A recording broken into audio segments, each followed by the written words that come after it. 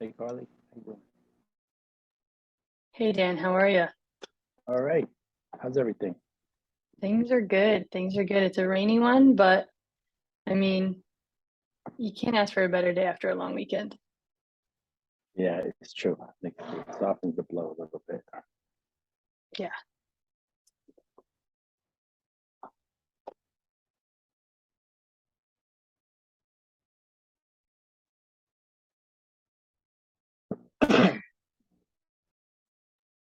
Also, when it comes to the office hours coming up, do you want to put those out tonight just to the group?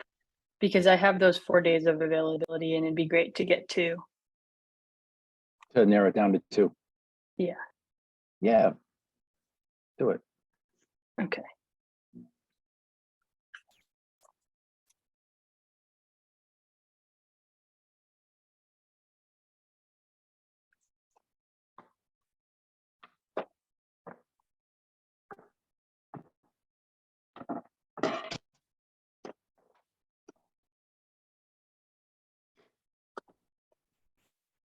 Okay. Let me just this up here. Hi Dan, hi Carly. Hey, Jill. How's it going? Pretty good. I'm just going to check and see what our screen sharing options are. Okay, so Nakia will be the first one that shares the screen, I guess. Who can share host only? You're good, we want more people to share. but you have many hosts. Only Carly and Judy. Those are the only alternate hosts. But Yeah. you can Oh. make all your Hmm. so go to participants. Yep. No, click the button participants. Yeah, there we go. Uh-huh. All right, so go to Dan's name. Yep. And then the dot dot dot. Yeah. Oh, Carly is currently. Hosting. Am I Yes. currently the Okay. host?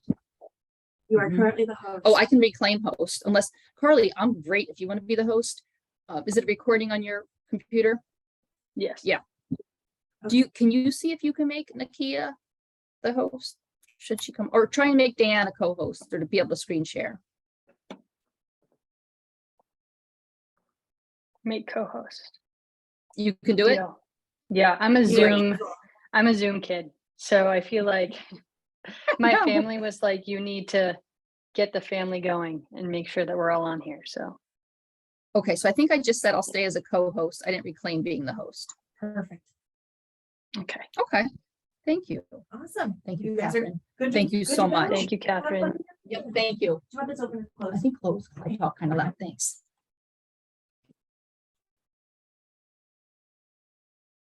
And then Carly, when Nakia comes on, can you also make her and Cheryl able to screen share?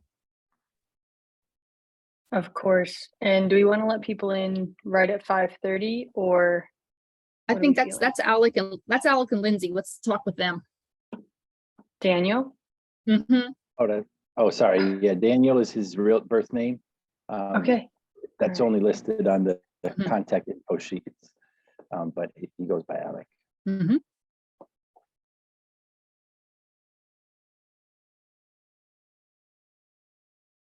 Hi, Lindsay. Hi, everybody. Hey, Lindsay. Hey. Hey, Carly. Hey, how are you? Pretty good. How are you doing? Doing well, doing well. Yeah. Great long Good. weekend.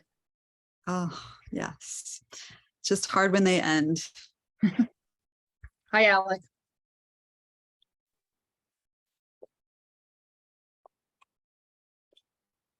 I'm going to start letting in the others as well. I see quite a few people. Can I Hi, ask a Alec. quick question of Mhm. Dan or Carly or Jill? I got the kind of updated version of the agenda, and so we're gonna go right into social media presentations. Mhm. Yeah. So there's no one to introduce or welcome or whatever, which is fine. I just want to check before. That's correct. We thought, we talked to Dan and thought maybe since we have met before, we could just save those 5 minutes. But if there's anything you want to start just by welcoming everybody, please take, some time to do that if you want to. That's totally fine. But Alec and Dan, in terms of our subcommittees, we'll address that at what point? That's down on, I'm going to pull the agenda up. Carly and Jill, you know, as you know, Jill and Alec are keeping an eye on the time, right? And we just talked a little bit today. We figured we might run a little over on the one where we're delegating. Mhm.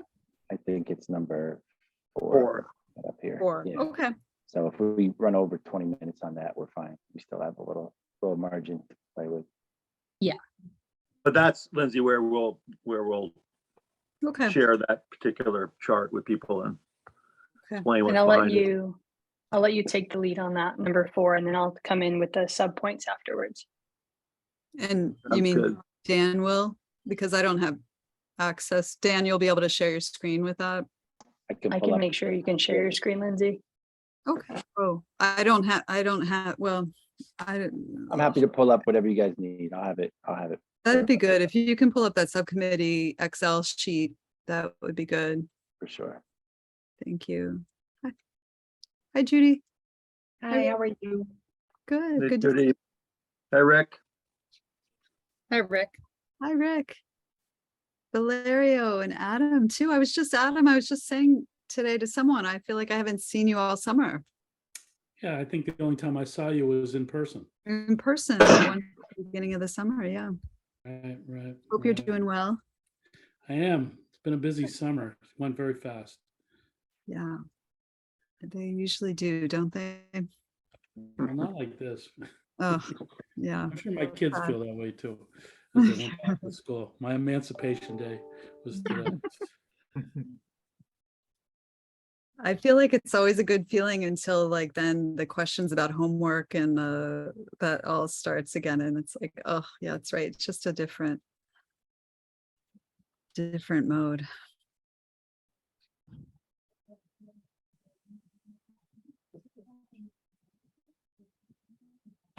Lindsay, we have, Windermere is before us now. Yes, it's exciting. That actually came up in a conversation at the COA today. And I don't know, it's interesting to me. People are just the people who could benefit from it most are like, well, we really don't need that. We need assisted living. And I said, well, this is just a drop in the bucket of what we need. We need assisted living too, but this is really, Right. And Denise was great. Oh, That was good. her message to us. Get your blank out of your blank and see this for what it is. that's what, if I could get like a poster of her with that on it, I would put it up right now. Yeah. I did a lot of private sector work before this and I miss it. I Listening to bet it, you have to be do. so clear and everything. Yeah. Yeah, if you don't see what this is, we're not doing this correctly. Yeah.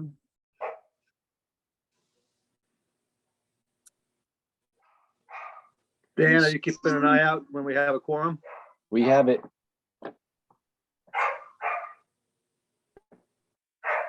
Look, is that your dog? Yes, it is. Sorry about that. No, I'm saying that in admiration. What's your dog's name? Taz, short Taz. for, short for the Tasmanian devil, and Yes. she's all of that. Hi, Elaine. And Bo, hey there. Hey. Hey.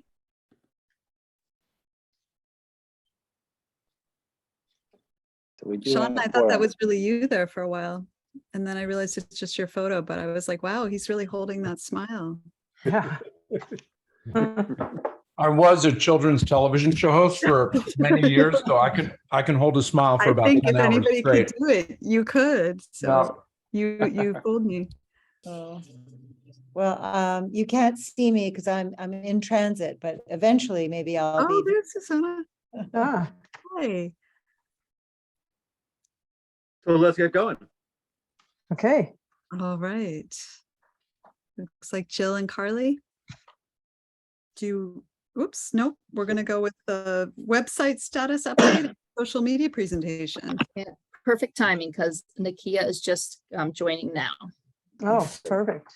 All right, fantastic. I can jump in real quick on the Mhm. website. The IT staff member for the town was on vacation for a couple of weeks. She's back today. She said it is now linked to the town webpage, which discusses master plan. So the website that Carly designed is now linked to the town webpage. And it will also, you know, I'd say within the next day or two, she'll also link it to the homepage itself. So that will be underway. And once that's there, I'm gonna just send out an alert to, the running list of people interested in just getting updates for this master plan process. That's great. Thanks, Dan. Nikki. Otherwise, yeah, Nikki, is that?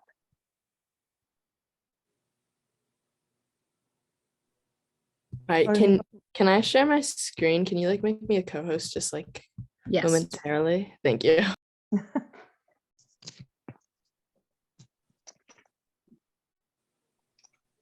That's all set.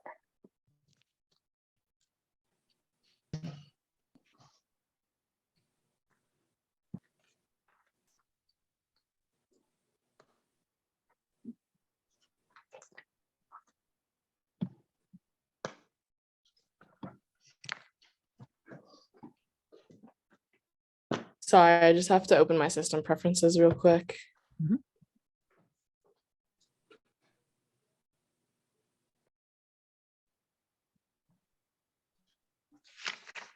Has anyone talked to Mary Ellen? Is she expected tonight? Oh, she's voting. She's doing the voting tonight. You know, right? I was down there. I went down to vote. I didn't see her there. I thought I might catch her, but I didn't see her.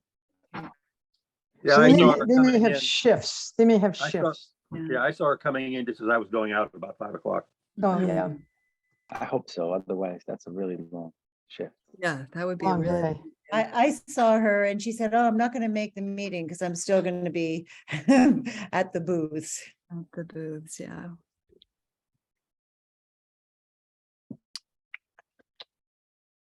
Okay, of course, it's not letting me do it right now.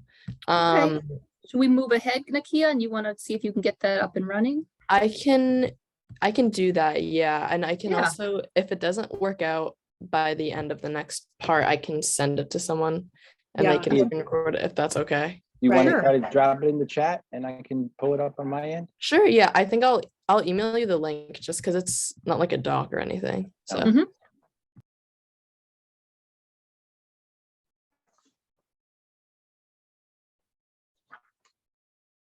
Okay, so are we going to go forward or are we going to wait and have Dan put up Nikia's? That's a question for Dan. I don't know how quickly this can happen, or if you'd rather we go forward. So it is in in the chat. chat. Okay. Melinda's just coming in here. Oh, good, Melinda.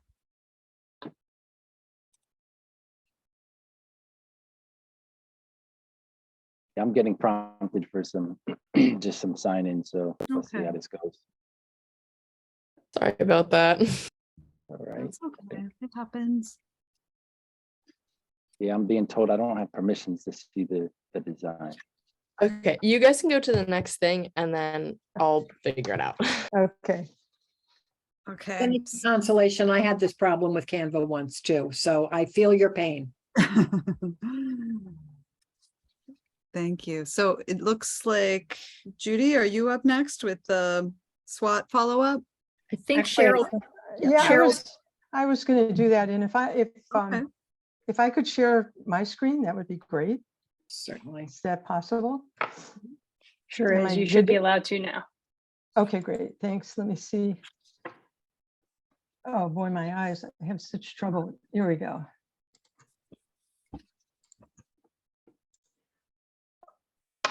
Did that share for everybody? Yeah. Yes. Bingo. Okay, Yep. good. Let me see if I can get a little bit bigger. There we go. That's very readable. Okay, is it? Yeah. Okay, Yeah.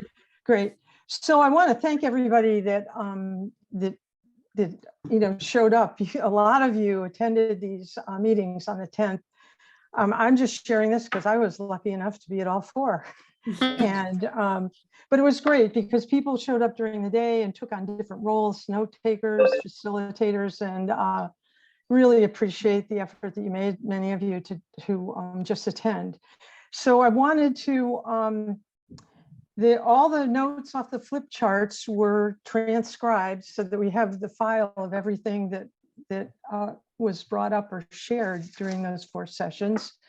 And we went through a process of what's called coding, where you read through all the responses and try to identify major themes that keep coming forward, because many people repeat the same ideas or expand on them. And so went through an initial coding, and we're not going to share all the details this afternoon because it would be a lengthy process, but we are going to get this up and get it on the website. So I just wanted to give you an overview so that you had a sense of the things that came out of it. So that the first discussion in each of the groups was strengths. And I have these themes, and they're in order of the number of responses that we had in each of the themes. So community was number 1.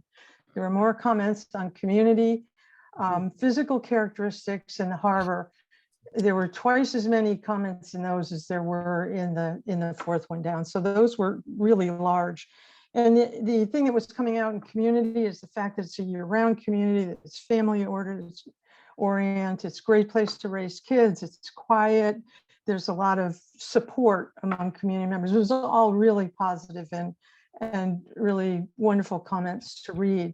The physical characteristics was, about the size of the community, the scale of the buildings, the scale of the community, the fact that it's quiet, that it's quaint, that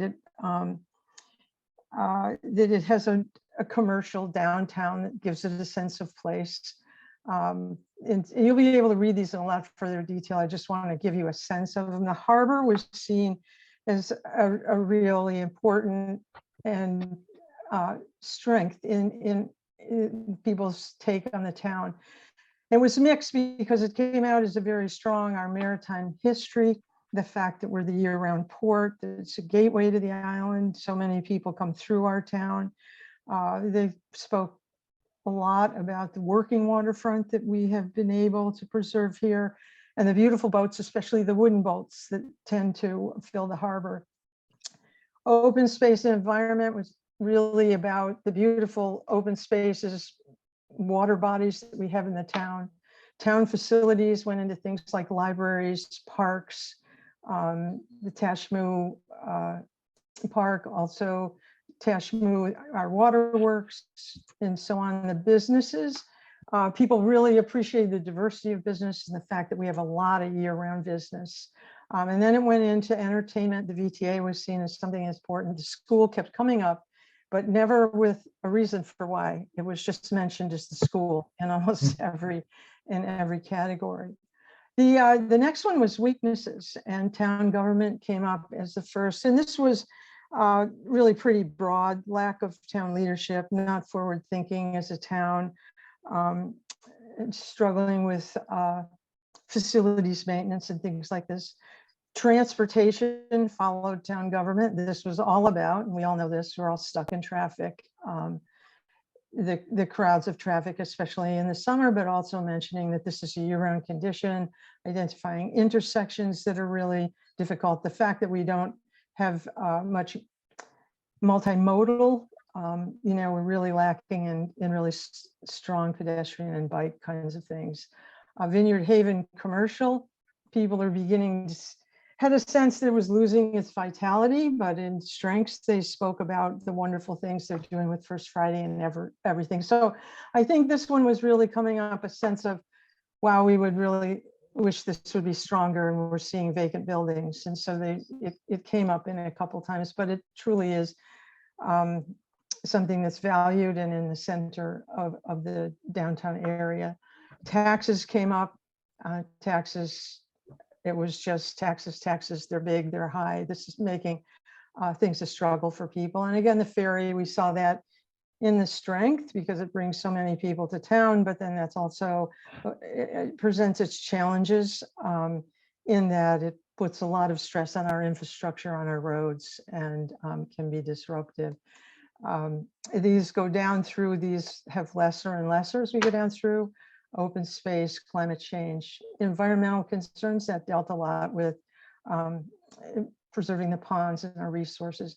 This one, though, was really interesting, hidden resources. People found that there were a lot of things in the town that people don't know about, and that we should be celebrating these, and that it's a weakness that we're not. Then housing and this island-wide collaboration, this is the first time it showed up in the weaknesses, but you'll see it in opportunities. And this is the fact that we aren't working together as 6 towns, but as individual towns. And the sense there is that Tisbury carried a real weight for the rest of the island, which people saw it as a challenge. In opportunities, it's always good to see that you can build off weaknesses into opportunities, and improving our traffic and the congestion there was high on the top of this list, and it included things like more multimodal opportunities with bikes and better pedestrian access, but also looking at some critical infrastructures. People they really do like the businesses. They feel that that there's a weakness there now, and a lot of ideas for how we could better support businesses, both at through town government review processes and in the way we purchase things. Tourism, I think this one was interesting. Can we make more of the shoulder season? Can we bring some of our resources forward so that people understand them? Climate change came up in this one. People see this as a real opportunity to make positive change, that if we could begin on it now, would help us down the road. And then this connected in town network. This is a little bit tied to tourism and our hidden gems and resources, and just creating a pedestrian space where that's very walkable, so that people could be better connected to all the resources in town. And then we go on to infrastructure maintenance. Again, the collaboration island-wide. Affordable housing is now showing up here. It didn't show up so much in the strengths, but starting to show up now in opportunities. Development, how we review development came up, and then having greater inclusion of seasonal residents and the contributions that they could make. And then again, a list of things that didn't fit in any theme, but I'm calling them new opportunities. Number one challenge is town infrastructure maintenance. The big ones here being the sewer and the sewer capacity, and our road network and maintaining buildings. Managing development, this was a very long list of the complexity of some of the projects that are facing us now. Our outdated zoning, the real need for a master plan came up in this one. Community well-being, that was really interesting and to see. And this is really an expression of concern for everyone that's living here in the town. It related to things like taxes and people, struggling to stay here. It related to various health conditions and having better opportunities for people that are living here, more activities for kids, and just building the resources that we have that improve quality of life here in Tisbury.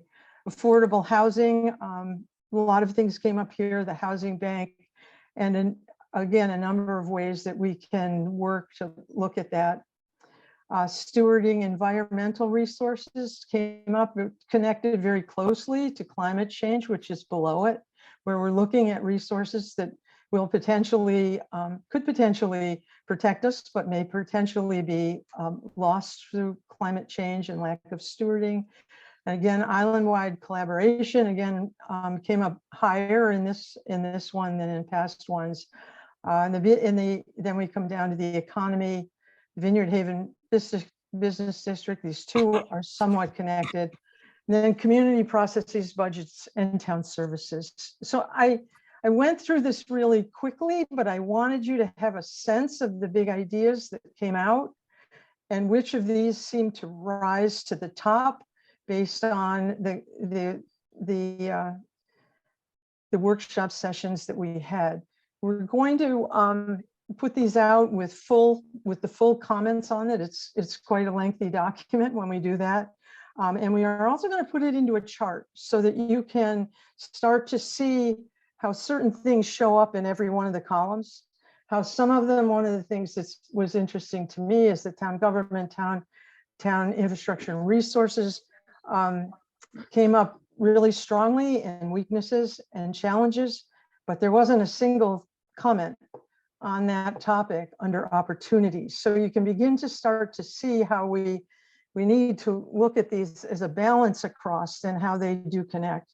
That some of the things that are strengths can come up and be large opportunities, and so can some of the weaknesses and the challenges turn into really big opportunities, depending on how we take a look at this. So I'm going to stop there unless there's questions. The one thing I wanted to mention is this is just one of many input sources that we have. Our consultants have been having interviews with folks, and so this is just one of many things that's going to go into Judy's group's assessment. But it was great to get community members out there talking about this and thinking about the community and the potential of this master plan. So I think that's it for me, unless somebody has questions, and we'll try to get this up on the website soon. Thank you, Cheryl. We'll check back in with Nakia. Is she ready, or Dan, or no? I think we're all We're set. good, yes. Okay, great. Hey, great. Okay. All right, I'll pull this up here. Nikia.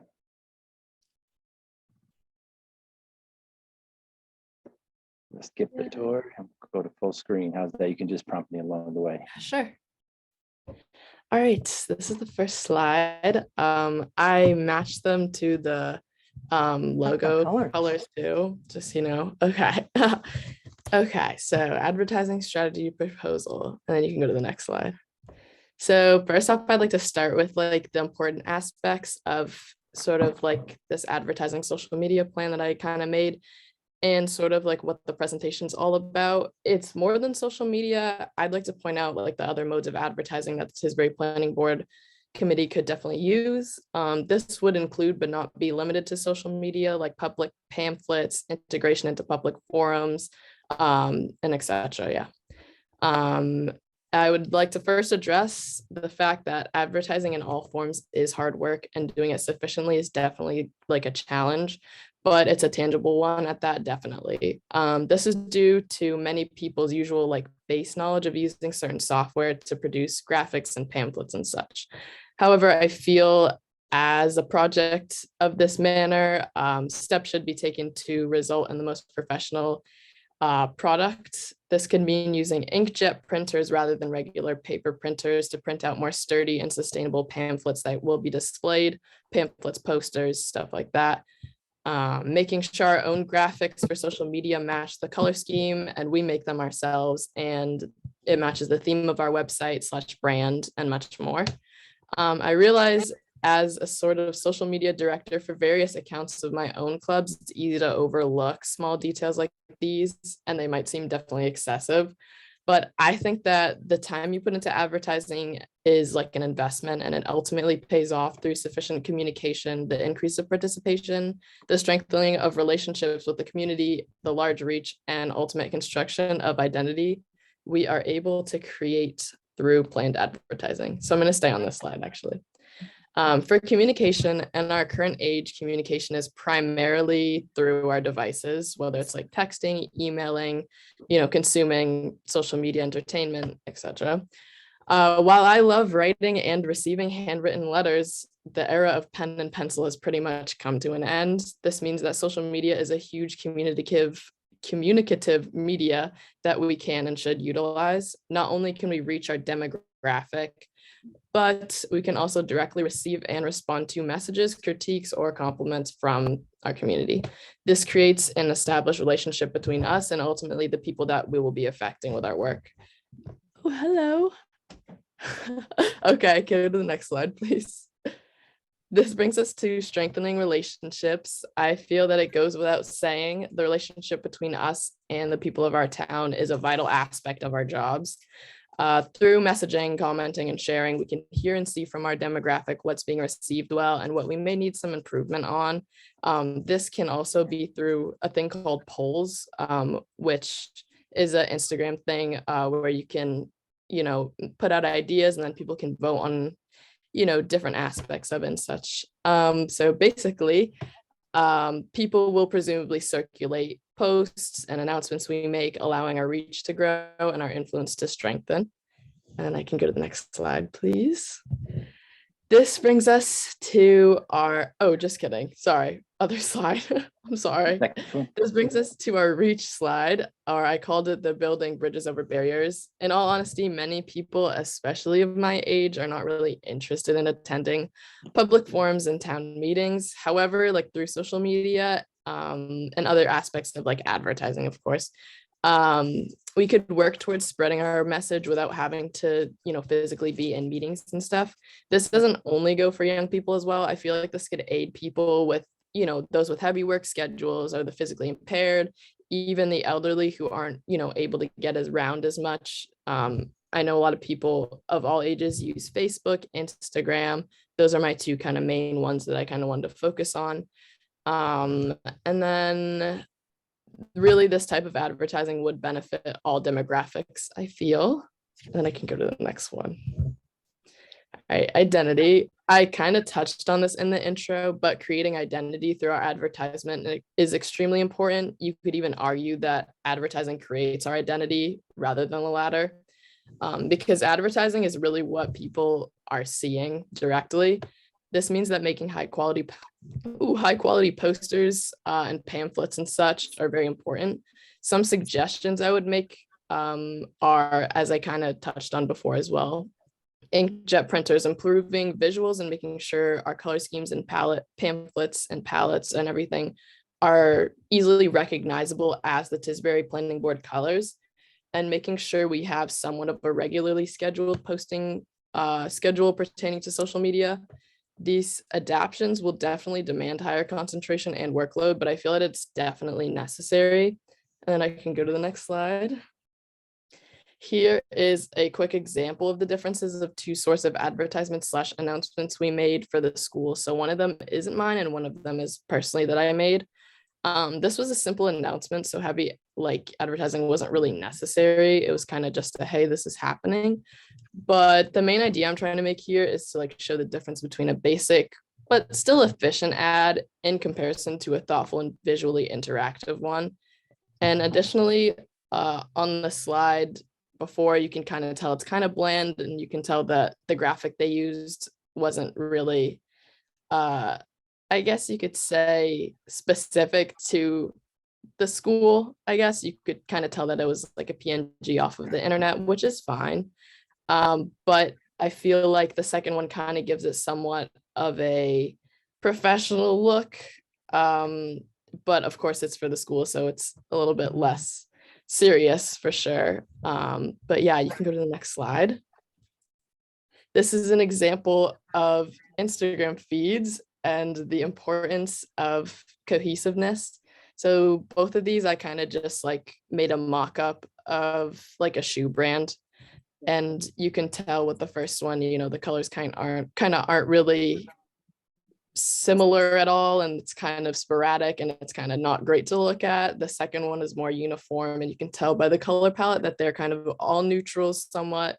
So I was hoping to show with this that with our social media posts, while they don't have to be many, I think that it's important for them, even if they're more like sunsets, like I know the Gazette and I think it was the MVEA Educators Association, even if they don't have anything specifically to report on, they do post sort of island appreciation photos. So we could do something like that for Tisbury appreciation, maybe just the agriculture or, the beaches and stuff like that, local stores and such. So this is just kind of showing the importance of specifying colors and posts and stuff like that. Is that the last slide on there? I think there's, let's see. Oh, okay. Well, that's it. Thank you. But I have one more thing. Sorry.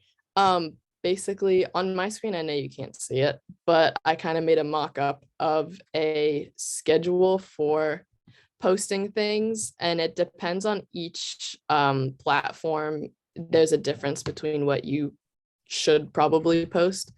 for Instagram, and this is all conceptual, but it's just kind of to give you an idea of what would happen, what I would do. For Instagram, I said it could be bi-weekly, so not necessarily every week, because that'd be kind of excessive. We're not a social media based like situation. You want to So I pull it said, up real quick, Nakia?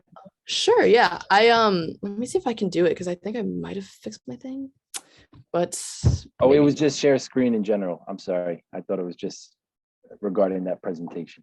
Got it. Oh yeah, no, it's different. It's on a different thing. I'm sorry. But Keep going. yeah, basically I said bi-weekly, which I think even might be still excessive, every 2 weeks, but either way, it's just conceptual. You could do photo with a photo caption or an upcoming event flyer image. And that would be kind of a consistent little reminder that we are active, still. And then Instagram Reels are a big thing that have been getting a lot of reach, even to places that aren't, concentrated, like not just Tisbury, of course, but other places on the island, even Massachusetts, which isn't necessarily, I guess, necessary, but it's a good way to get reach out anyway. Reels are kind of short videos. Basically, yeah, it's like TikTok, but for Instagram, I guess is the way I would describe it. And then for stories, which is like a short sort of, I guess, like slideshow of things you might repost.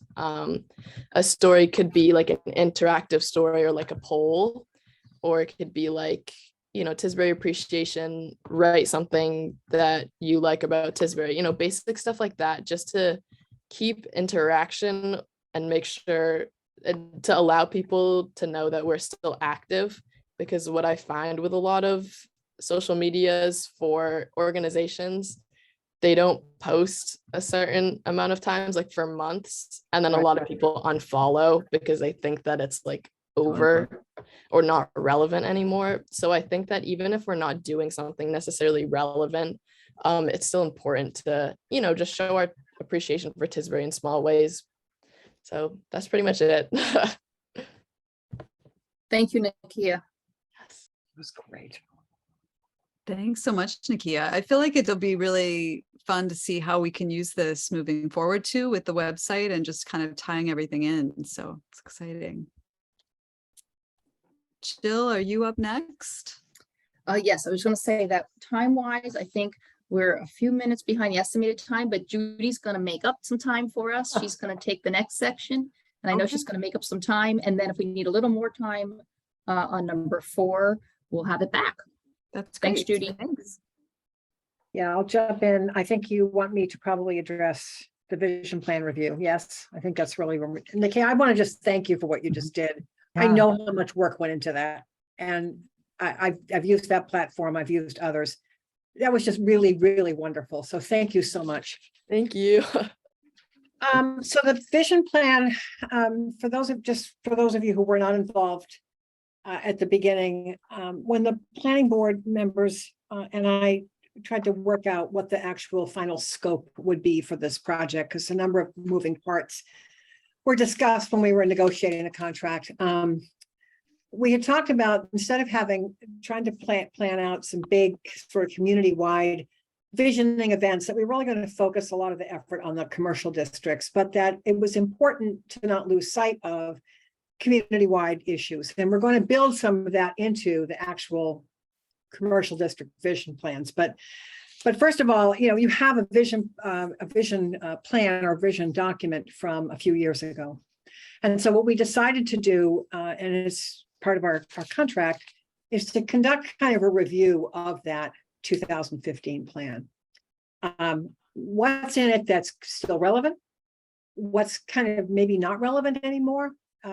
What isn't there that maybe just wasn't on everybody's radar screen in 2015 that we need to make sure we account for in the new plan? So we had agreed that we would do that kind of as a smaller sort of a event, if you will, a meeting with kind of some of the key town officials who kind of understand at a policy level what's going on in town. Of course, it's a public meeting and anybody can attend, but the real sort of participation design would be for your committee, the planning board, the select board, the finance committee. I think the Conservation Commission and Board of Health and probably the school committee representatives ought to be part of that as well. At the very least, kind of that said, to go through that vision plan, which is a nicely organized document. There's a goal, there are some purpose statements, and there are some actions under each one. Go through those. It's a lovely document, and then look at kind of what's not there.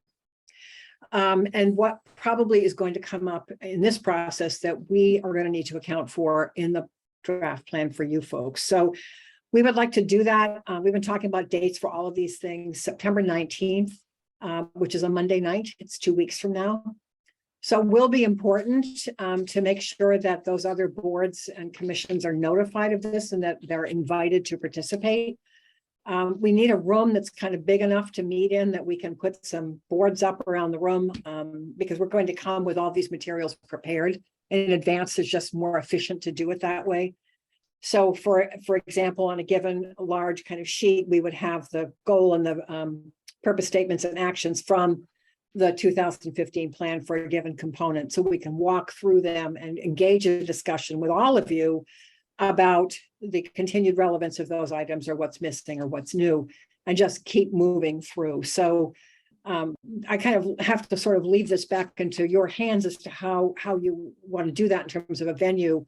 We can design the meeting, we can bring it, we can deliver it, but we are going to need a place to conduct it, and also to make sure that the other boards and commissions, or committees rather, are notified and if they are invited to participate, because I think that we're probably going to want to make sure that we hear their voices too.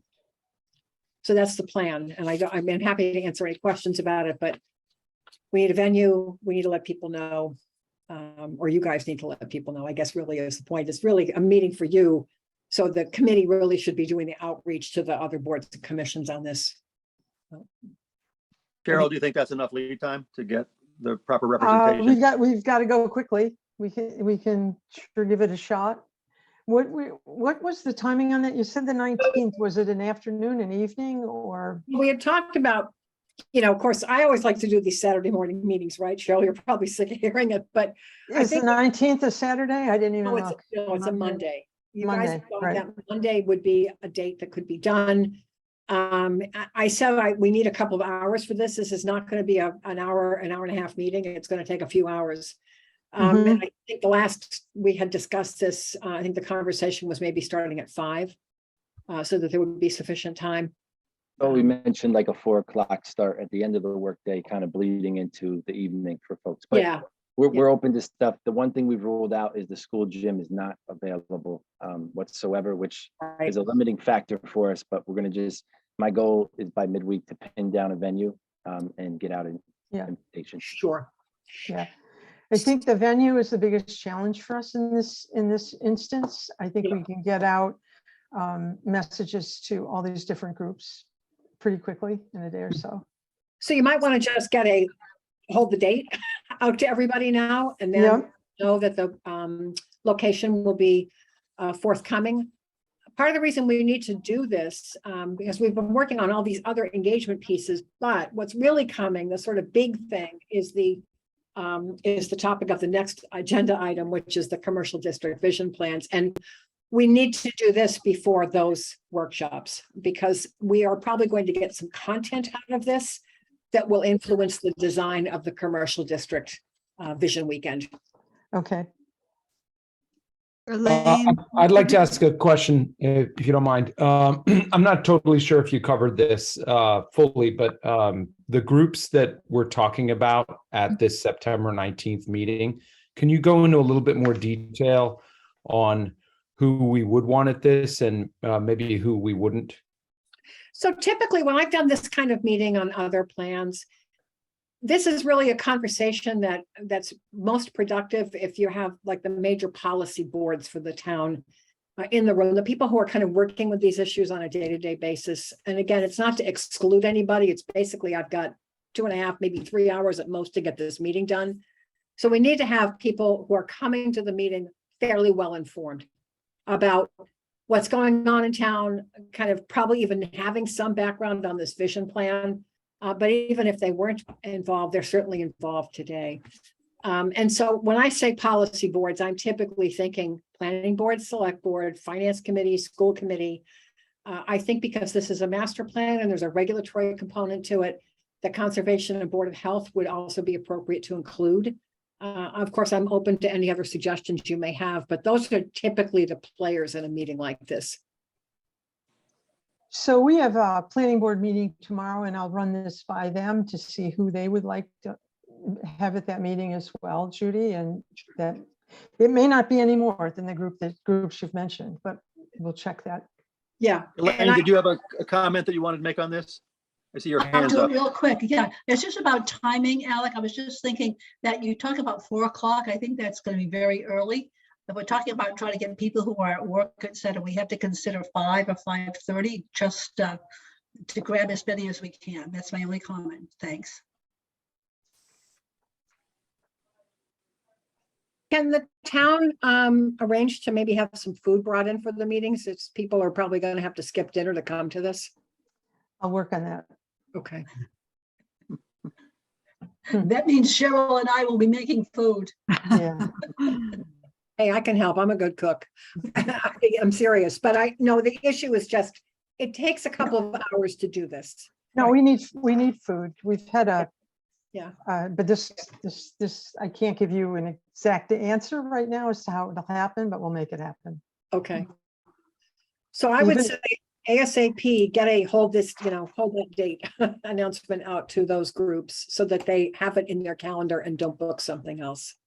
And if we looked at the town calendar, are there any other boards that meet on Monday nights? I'm sorry to say that I don't know that offhand, but we can check. I just know Monday night was mentioned as a possibility, so we grabbed it and put it in our calendar. Okay. I think that there may not be many on Monday night. I know there's a lot on Wednesday. We have them on Tuesday and Thursday. And Thursday. And Thursday, yep, Thursday, but I don't think Monday. Okay, well, But- that's working But toward we'll it. look. Yeah. Does anybody have any questions for Judy? No. Okay. So should I then just shift into the next one? Because I think it will all make sense and start to come Yep. together. So the kind of, one of the big engagement pieces of this project, probably certainly the largest one in terms of budget allocation, is vision planning for the commercial districts. And this was very important to the planning board, again, as we were starting to try to negotiate the scope of this project and so forth, that really the sense was that's where our big issues are. That's where we need to really get some help. And so Dodson and Flinker are on the team precisely because they do this sort of thing. And I can show you if you want, sort of a few slides from one that they've done. I think I might just bring that up so you have a sense of what we're talking about. So if you just give me a second, I will do that.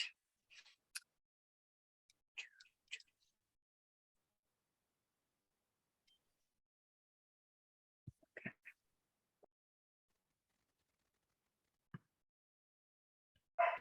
Can you all see this? Mhm. Yeah. Okay, I'm just going to put this on slideshow. So this was a project that Dodson and Flinker worked on a few years ago with the town of Upton, which is a small town in the sort of lower metro, what we call lower metro west area, kind of where the Massachusetts Turnpike and Route 495 come together. And Upton wanted a plan for their town center. And so Dodson and Flinker, through a series of activities very similar to what we're going to be doing in Tisbury, created what we call a vision plan. So it started out by gathering a lot of photography of the areas, and we'll be doing that, and already started doing that, of the commercial district, so that there's some imagery to help guide the discussion with the public. Some of it's aerial, some of it's, taken on the ground, and some of it is historical pictures if you can find them. But you kind of look at the area for what it has been, and how it kind of got to what it is today. Not surprisingly, there's a lot of mapping involved in this. So we have geographic information system files for your town. Dodson and Flinker are working with those. We're working with them. I think everybody and his brother on the team is working with them at this point. But to sort of map the area, sort of define the study area, what is it we're talking about? And what do some of the conditions look like? Again, a lot of photography to help ground people in what is here. And sometimes, you know, the goal is to try to get photographic images of things that people may not necessarily have seen. I always like to tell people that one of my favorite engagement events for any planning project is to work with the community's youth, because they know places where adults never take you. But I think when you're working on a plan for commercial districts, you kind of have to go to places where people maybe aren't looking carefully enough. So you're trying to get imagery of kind of what's good, what's bad, what's not working, and what needs attention. So all of that imagery is kind of put together to help guide an extended community discussion. And what we're imagining in Tisbury is that we would start on Friday afternoon. So yes, not everybody will be able to join, but many will. To start with kind of just a walking tour, familiarization process with what's on the ground. And then Friday evening, there would be a meeting, a public meeting, open to everybody who's interested. Sort of organized kind of around here's a presentation, this is what we're seeing, and to start to get some input from people about what they would like to see and what their concerns are. But that sort of first meeting, that kind of get together after the site walk, would probably be a sort of here's what we're doing and here's the scope. And here's what we're going to be doing tomorrow, which is, of course, Saturday, which is where a lot of these images are actually from. I've had the benefit of working on a couple of these with Peter Flinker, and they're really wonderful, and the prep that goes into them is enormous. So typically what would happen is that on the Saturday date, which is an extended workshop series, people would come into a large room, and there would be discussion centers set up around the room with a lot of maps, of course. For people to be able to move around and talk about different aspects of issues with the area that's under study. And it might be, you know, transportation, it might be infrastructure, it might be social and economic concerns. And people will get to move around those different stations and have a discussion with a facilitator. We will have at least 3 of us from Barrett Planning Group there. Dodson and Flinker will have at least 2 people, probably 3. There will be a consultant from Beta Group, which is working on transportation and public facilities elements of the plan. And then, of course, someone from Horsley Witten Group, which will be there for natural resources and climate change. So you'll have the benefit of the whole team kind of organized around the room for these different discussion centers. And the goal, of course, is to try to get input from people about what their concerns are, what they think the strengths are, what they think the opportunities are, what they think the issues are. And what would be the sort of ideal kind of evolution of this area. So a lot of input comes out of those workshops. This goes on for quite several hours.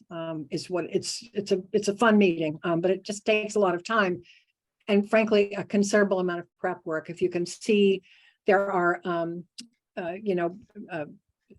structures that are to scale for people to be able to organize. There's a whole walls of photography. It's a big deal. Out of that, then there's more mapping that's done. And so what Peter, I'm just going to say Peter and Dylan for lack of a better thing, those are the 2 key people working on this with us. They will try to then translate onto maps. This is what we heard in these meetings. These are the things that people are pretty good. These are things that are okay. These are things that are transitional. These are things that are a problem. No surprise, what's red is probably being identified as the things that are the main problems. And then what are the opportunities for, in this case, on the Upton plan, open space, connectivity, historic preservation was another kind of key piece of this, but it's taking from this community engagement effort, now translating onto maps so that excuse me, I didn't mean to do that to you. So that there's now a vision of these are kind of the key issues that we need to be concerned about in the future for this area. Here are kind of things that we heard people say that they care the most about with this particular place, in Upton's case, their town center. What do they actually want this place to become? again, sort of trying to illustrate what that might be. And then out of this, this is a fairly limited testing. I want to be careful with this. We're not testing multiple scenarios here. We just don't have the budget for that. But when people say they want something, sometimes it's feasible and sometimes it's not. So the part of what the consultants will be trying to do is sort of assess, well, when people say they want X, Y, or Z, how do those things actually fit on the ground, or what would need to change? So there's a bit of a kind of testing that comes out of that public input process, as well as the mapping and all the effort that went into documenting existing conditions on the ground. Coming out of that is a plan, which it kind of looks like this. Here's the area, here's the study area, and there are numbers on, as you can see on this vision that's on the right. They're sort of numbered places for the different parts of Upton Center. And those numbers correlate with what I'm sure you can't see because the text is small. All those numbered items have an identity on this page of a report is what you're looking at. And here's what they mean. So each item is either a strength or an opportunity or an issue of some type of issue. And here's what you're going to want to be thinking about. So they're not necessarily full action items, but they're direction. As you go forward with, with the planning for this area, these are things you need to be conscious of. These are going to be the important things that you need to do. And of course, if there is something that's what we call low-hanging fruit that is actionable sooner than later, naturally the plan would acknowledge that. Some of these things are going to be big ticket, bigger picture or longer term items. But the point is just you end up with a map of the area that identifies what people said they want to see and what from some fairly limited but nonetheless useful testing of reality, what's doable. And then of course, what comes first. So that is what is going to be, and this is just another image of that kind of numbered map with the sort of text of what you're getting. And it's organized around themes. So Cheryl's, breaking down the SWOTs by theme. Peter and Dylan will do the same thing coming out of this workshop. So that's kind of what we are planning for that commercial district visioning weekend, if you will. It'll begin on a late Friday afternoon, Friday evening, and pretty much all day Saturday. And we have the dates for that. I think they're in the agenda, if I'm not mistaken. October 21st and 22nd. We've gone around and around as a team, as a consulting team, as to who's available when, because we have to have somebody from each firm at this. There's just too many disciplines involved. So the 21st and the 22nd of October are the best possible dates for us to do this. Dodson and Flinker will come back sometime, I think in December. That date I don't think has really been sort of determined. But they will be coming back with the sort of report out back to you. Those last two maps I showed you with the numbers and the text, they'll be coming back to you with feedback from those October workshops. I doubt that the final maps will be ready, but they'll at least be coming back with, this is what we heard and this is what we think. Now, I don't want you to, those deliverables for Upton are the deliverables for Upton. That concept is what we're talking about for Tisbury. I'm not going to even attempt to try to spec out what they're going to look like. I'm just telling you that that's a typical example of a vision plan for a finite study area. So Jude, yeah.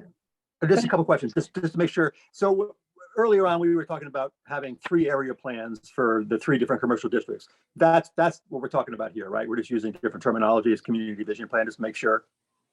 So the vision plan review for the 19th of September is a community-wide. Yeah, right. But the October one we're talking about, that's the area plan. That's for the commercial.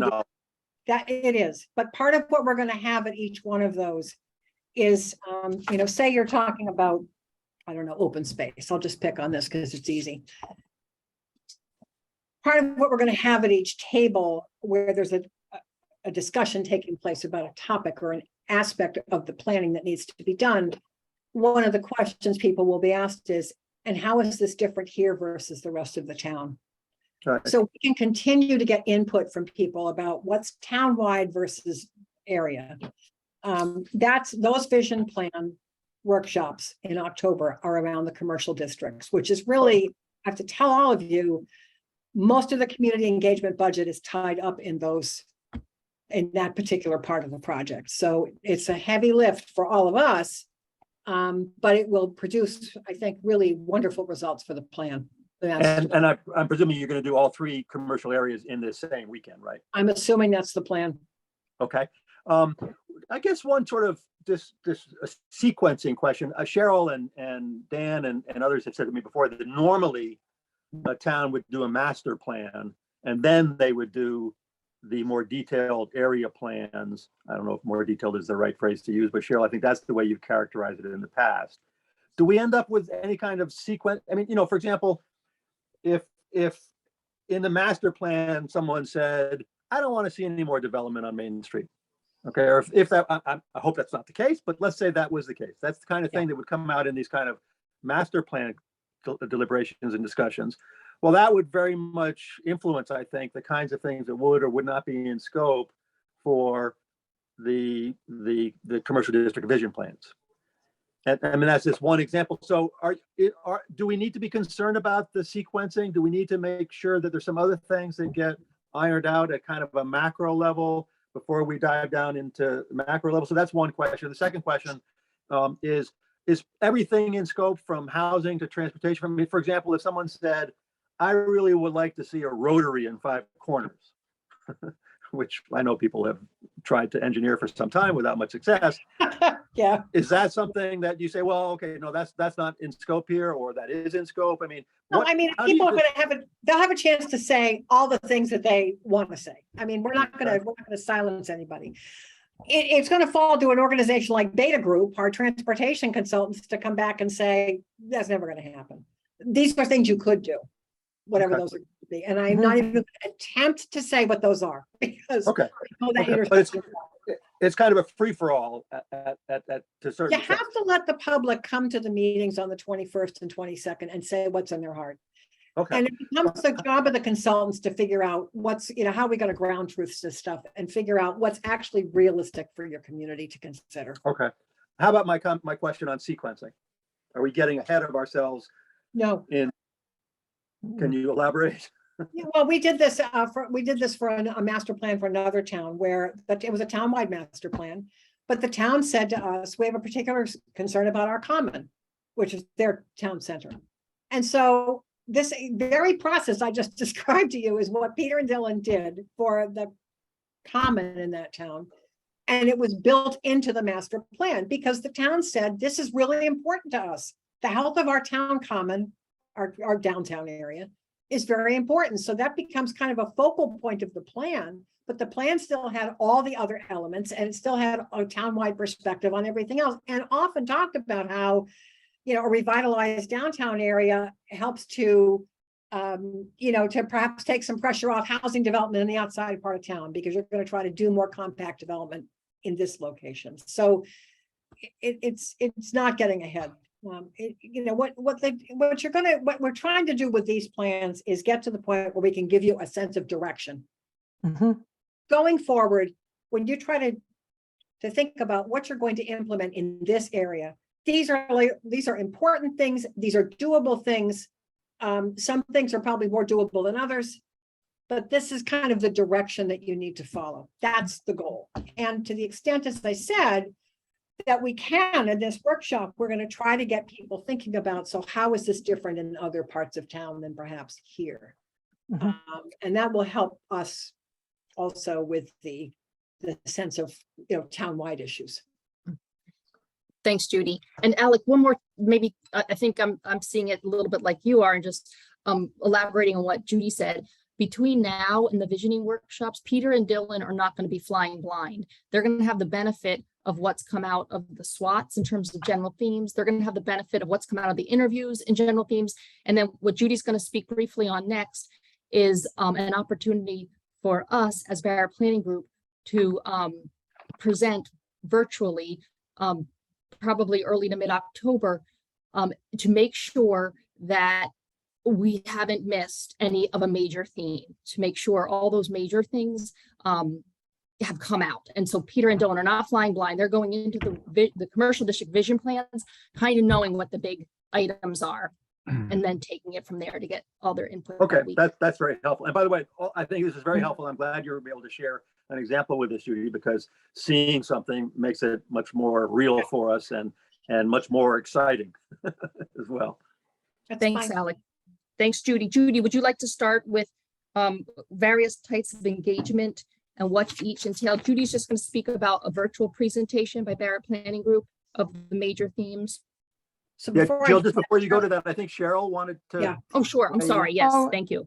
I had my hand up. I just, and maybe it's not important. I just thought maybe it would help for all of you to understand from the planning board's perspective, why these area plans were so important to us and including them in Thank this you. process. And we, as you may or may not know, we've had a lot of development proposals in our downtown commercial district. We have issues of sea level rise and a number of proposals in our waterfront commercial district. And these are areas where we don't have guidance because our regulations are so old, and the discussion about what this community wants in those commercial areas and how you imagine them and what the desires are. Without that understanding, it's very hard for us to even make discretionary decisions when we're faced with these development proposals.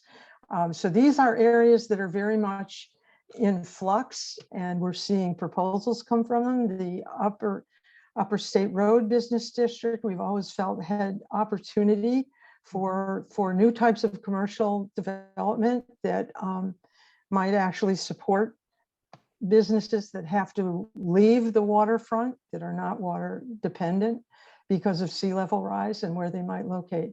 I think it not only is important to us in terms of making these kinds of decisions, but when a community is beginning to think about development in these areas, one of our responsibilities, I think, is to be able to share this vision with developers that come forward with their proposals so they understand what we want. And secondly, for us to invest in infrastructure that supports the kind of development we want.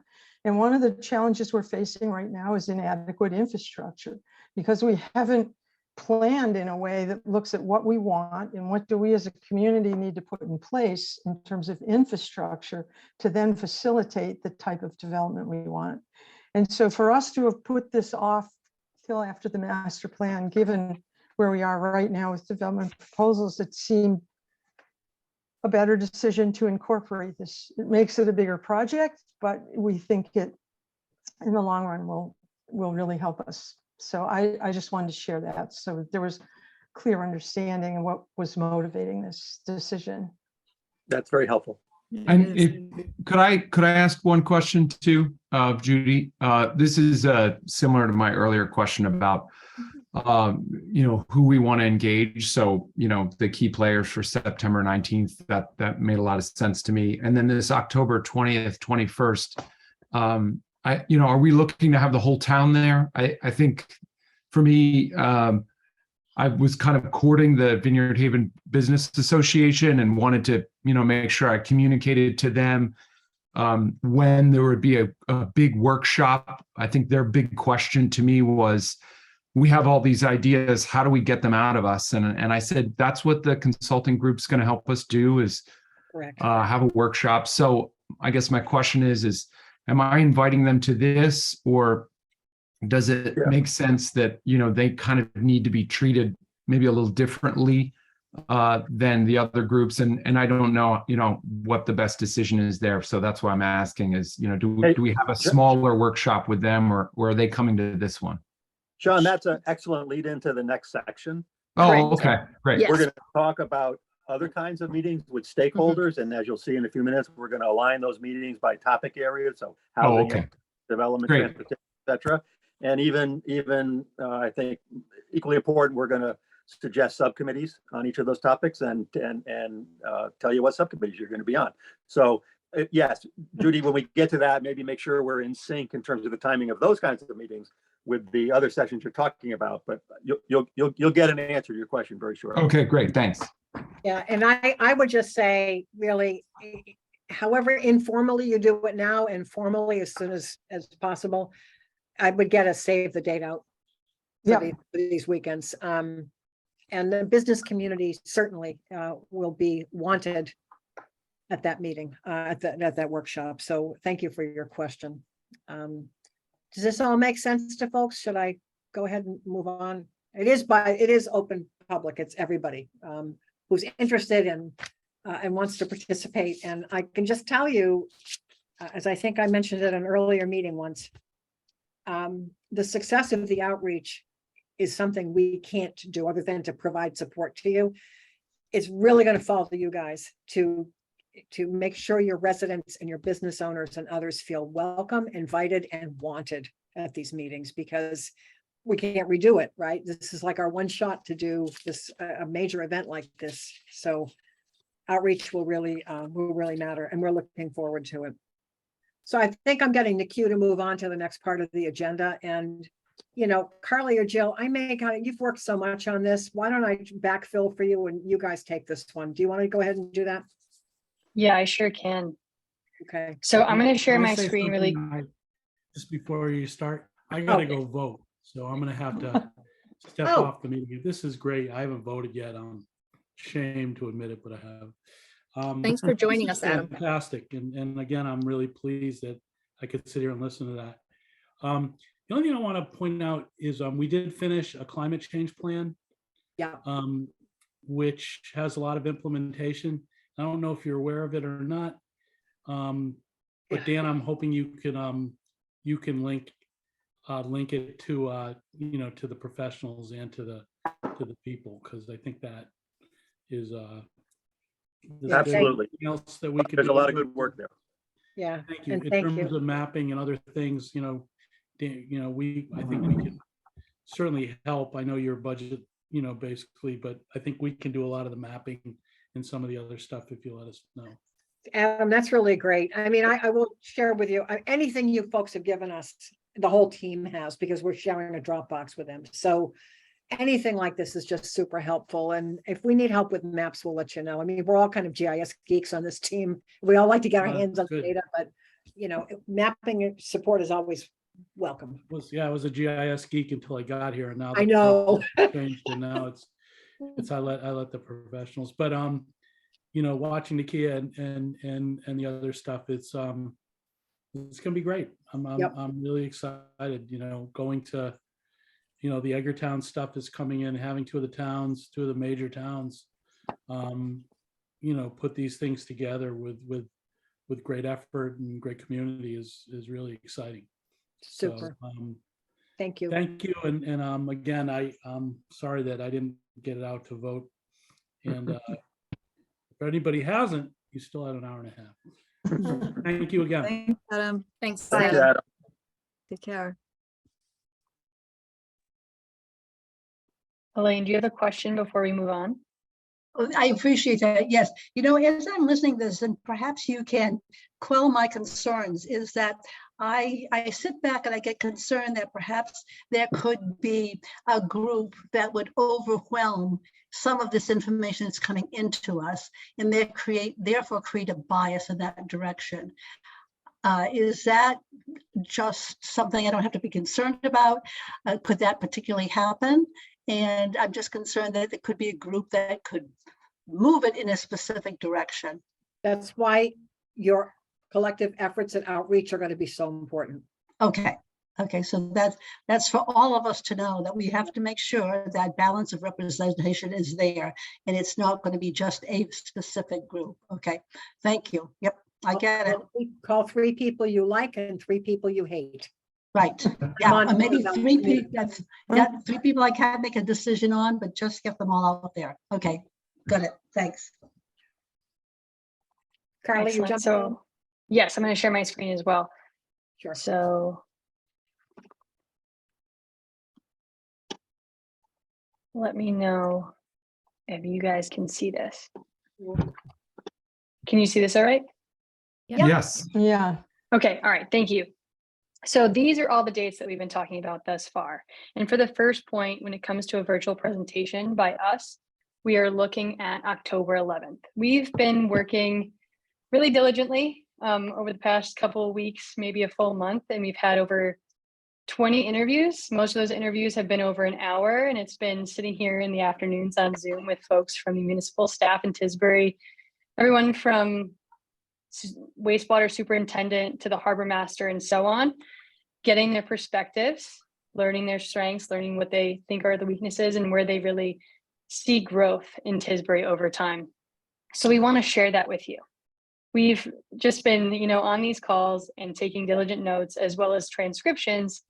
So we have all the data, and we want to make sure that when we present it to the town before the 21st and 22nd, that we're not missing any themes. Because as we've spent so much time through the months of July and August, we can be missing people, ideas, themes, all of that. So we want to make sure that we're also equipping folks when they come into the large community forum.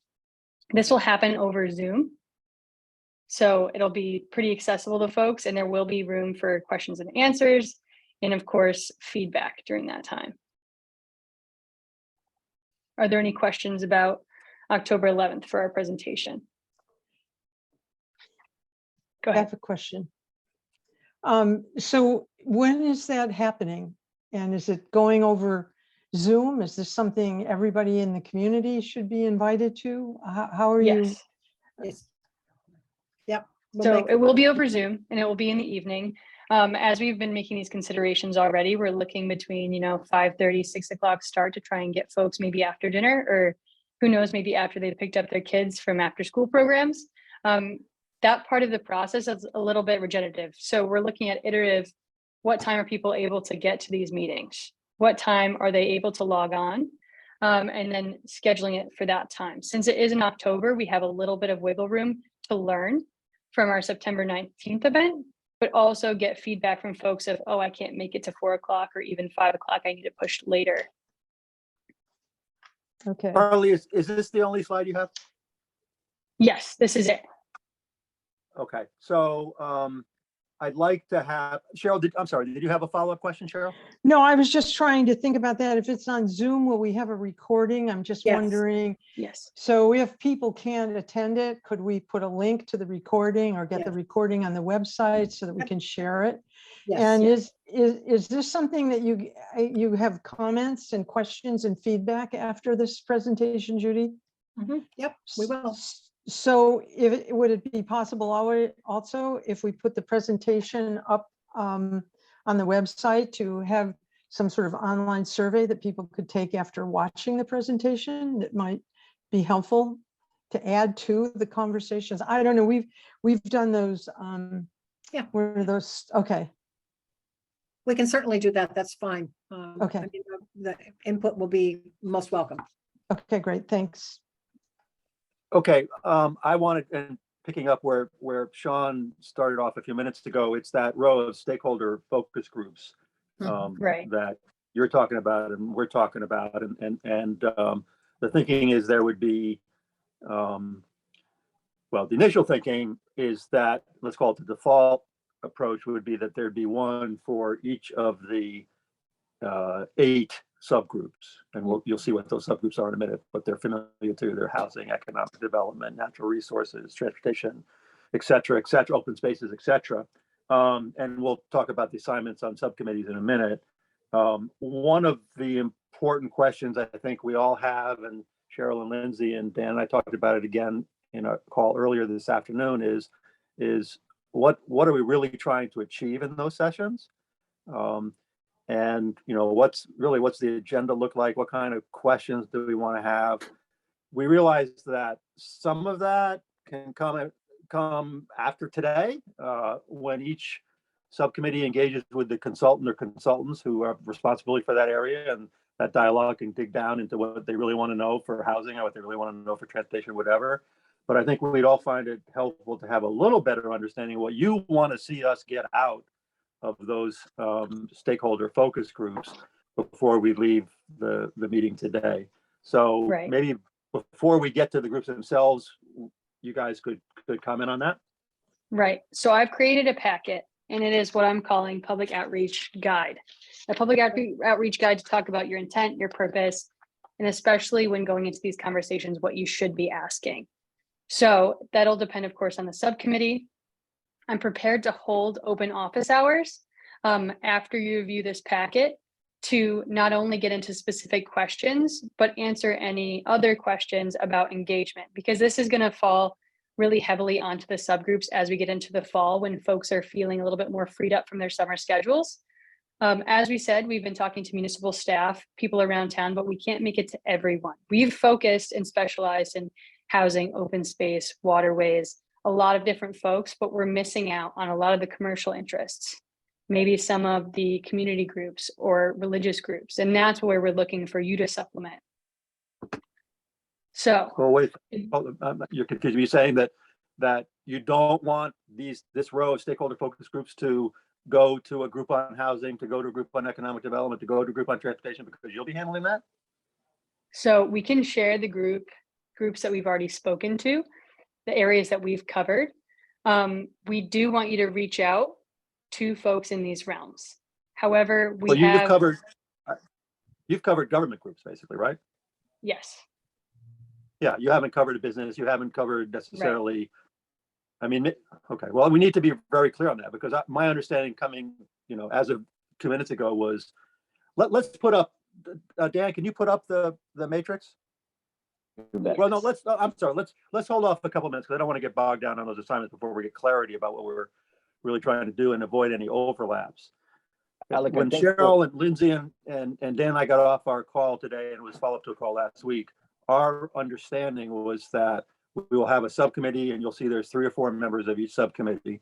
And those subcommittees are aligned with the 9 different, actually 8 focus areas plus the 9th one, or is it 9 and 10? I forget, but they're the ones that you've heard about, the ones that were in that rack card going way back when. And that group would then be responsible to engage the people who have important things to say on that particular focus area. And that would be covering all those focus areas. The one where there's obvious overlap is governance, and that raises some questions. Since you've talked to all the people in the government, there may be too much overlap there, and maybe a modified approach is there.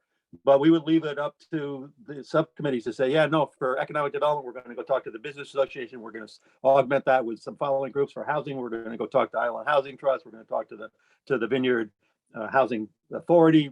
We're going to talk to the person who's responsible for housing in the town, et cetera, et cetera. I guess what I'm hearing now is, nope, that's not what we want you to do, because there'll be too much overlap with what you've already done. Is that right? So there will be some overlap. We love to see an iterative process, especially as we talk to folks. You will not be targeting the same municipal governance or government folks that we necessarily got. There will be people along the shore that aren't the harbor master, right? There will be, we've covered the VTA, but we're still looking to make contact with a man who, what's his name? Dave, I believe, Jill, who is in the visitor center, because we can't make it there for an in-person meeting when he's able to speak to us. So while it is good to diversify with these elements, we're not going to see you reaching out to maybe the same Tisbury folks who are working in town hall. Right. But Alec, I think it's fine to think about the stakeholders as people having a stake in a particular topic area. It's totally fine to do a group that's focused on housing or focused on economic development. It's equally fine to have a conversation with people about multiple topics. It can be done both ways. If you prefer. Yeah, and we've kind of decided we wanted to do it by specific topics. That doesn't mean that you couldn't, if 2 subcommittees, say, for example, let's say open space and natural resources, energy and sustainability wanted to have a joint session because there's so much overlap, then that's absolutely fine. That's fine. But we understand that it could be done both ways. And there may be other groups. We're not trying to exclude conversations with other groups, like the senior center or a fellowship group or a neighborhood association or anything like that. So we're not trying to exclude those. I just want to make sure that we're not confusing the stakeholders. I agree with you. I think maybe I can try to break this down a little bit more. A lot of the interviews we've had with town staff and town officials, what I usually call those leadership interviews. They're like what we do early on in this process to get ourselves grounded in the community. Place we don't know, we don't live there, we have no idea what's going on beyond what the RFP told us. And so we're trying to get up to speed. And so we talked to department heads, we might talk to the chair of a committee or a member of a committee to get information about a topic that we know is going to be in the plan. That's a different audience from the people in the community who are working on a conservation trust board, or the people who are involved in advocating for affordable housing. The residents in the community who have those topic interests, we need you guys to get them involved. That's how I see the so-called stakeholder focus groups. It's, you know who those folks are. You've obviously done a nice job, I think, trying to identify subcommittees for the committee based on those areas of the master plan that we know need to be covered. So if you have somebody on your committee who's going to be a housing subcommittee member, we want them to go talk to the people who know about housing, care about housing, or understand the needs in the community. We want the people who are on your committee who are going to be doing economic development, stakeholder interviews, to be talking to businesses, to be talking to customers. Yeah, no, the economic development one is, I think, the ones where they're more likely to be, well, there's a bunch. The economic development is probably the least likely to have overlap, but housing, transportation, natural resources, even all have significant. I mean, let's take, for example, Philippe Jordi. You've already talked to Philippe Jordi, right? Yes, we did. Yes. But I will just also, I have to stop you because housing is an economic development issue. Well, I know, but we're planners- gonna carve it out of economic development and have it as a separate focus area, just as it is on the RAC card. And so, yes, I realize you could say so is transportation, so is a lot of this economic development issue. But housing is specifically an economic development issue. I'm just saying, if you wanted to think about groups that you could pair if you needed to, those are. Yeah, fair enough. No, fair enough. But I think it's important to keep the focus on housing as well, Sure. particularly on affordable housing. And Fine. I wouldn't blend it into economic development quite yet anyway. But so back to Philippe Jordi, if we contact Philippe Jordi and say we want to sit down, is he going to consider this additive to the I don't know. conversation you've already had? I don't know. Okay, so it kind of comes back to the other question is, what do you want us to get from these groups? It's not a SWOT, right? And I know, Carla, you were starting to go off on, and I think maybe you have an answer, but can someone just in a couple of sentences tell us what we would tell them right now? We want you to come because, and this is what we're going to do. And it can't just be, we're going to talk to you. It's going to be, I mean, and for example, one of the questions that came up in our call yesterday is, are you going to be far enough along that we can have a small deck to kick off each of these sessions on the key observations you've had on housing, each of those things, and then get people to react to that? No. Okay, so what are we going to try to do? And what's the structure of those calls, those stakeholder engagements? Right. So we've talked about kitchen conversations before and how those materials weren't ready. They're ready now. And that has not only an entire packet and how to lead conversations in your own home, but how to lead interpersonal conversations with these specialized groups. So those will be sent out to you. But let's not start. I don't want to just limit it to process. We're getting bogged down here. I don't want to. We understand you've done a lot of work on process, and that'll be very, very helpful. But forget that document for a second. What are you trying to achieve? What do you want us to get? What to take away from these sessions with stakeholders? Can we hear the rest of what Carly was going to say? Sure. Go ahead, Carl.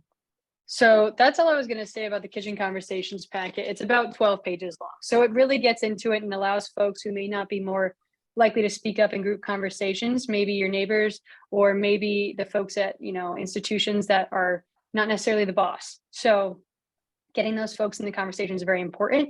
And we want to set a purpose and intent at seeing people's vision for the future based on these elements, right? So that's one of the beautiful things about separating into the 9 elements, is targeting what their specific vision pinpoints are, and then moving forward and directing a natural conversation from there. We don't want to get too bogged down with this is where we need the conversation driven when you get into these conversations. More so, what are they seeing? What are they experiencing? Why Tisbury? Why did they decide to get to Tisbury? Are they, thinking about leaving? Do they run businesses? Do their kids go to school there? These are more organic conversations than we're giving them credit for. Does that help? I think so. I think so. Cheryl, you have your hand up? Yeah, I'm wondering, Carly, if we'll have a chance to read through your packet. I think one of the things we're trying to understand is when we reach out, each of us, to our different stakeholder groups, how can we express to them what is the purpose of this meeting and why should they want to come? And so it's a little bit about and we might need a little help with putting that piece together before we send it out. So it might be that, you know, who is it, Tyler that's working? I don't know who's working on housing. I can't remember. Tyler. Tyler. So Tyler might be able to talk with one of the members of the housing group and say, here are the folks we haven't heard from. Here's the kind of people we'd like you to reach out to.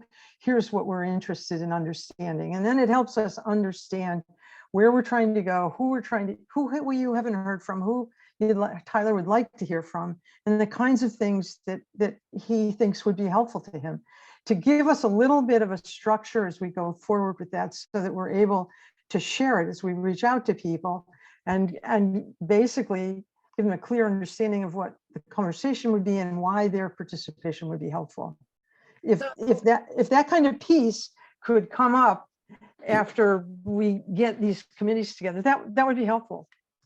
I think we can certainly give you, you know, a sort of a bullet list of 3 or 4 things that you need to say. And those would not be any different for the housing people versus anybody else. It's really, I mean, I hate to sort of put it down to this simple terms, but it's what's working, what's not working, what's special that you want to, you know, to protect or preserve. What do you think are the issues in this particular topic area for the plan that the plan should address? It's really, that's really what it is. It's what's working, what's not working, and what issues do you think this plan needs to address? And I probably, you know, oversimplified it here, but that's what you should say to people. And I wouldn't overcomplicate it beyond that. That's what we need to know. What's working, what's not working, and what are the issues? And the structure of the packet's obviously more detailed than that, because it's assuming that you're interviewing a group and that each person in the group is going to take some individual notes and then share. Take individual notes and then share, and then try to prioritize. So there's several steps to this. It's a nice meeting. We've done this, many master plan committee meetings, you know, committees and others have used this kind of approach. It's not a heavy lift, and it actually doesn't require any of you to be an expert in a particular topic area. It just means you have to be a good listener. Yeah, well, even that's helpful. Yeah, it is helpful.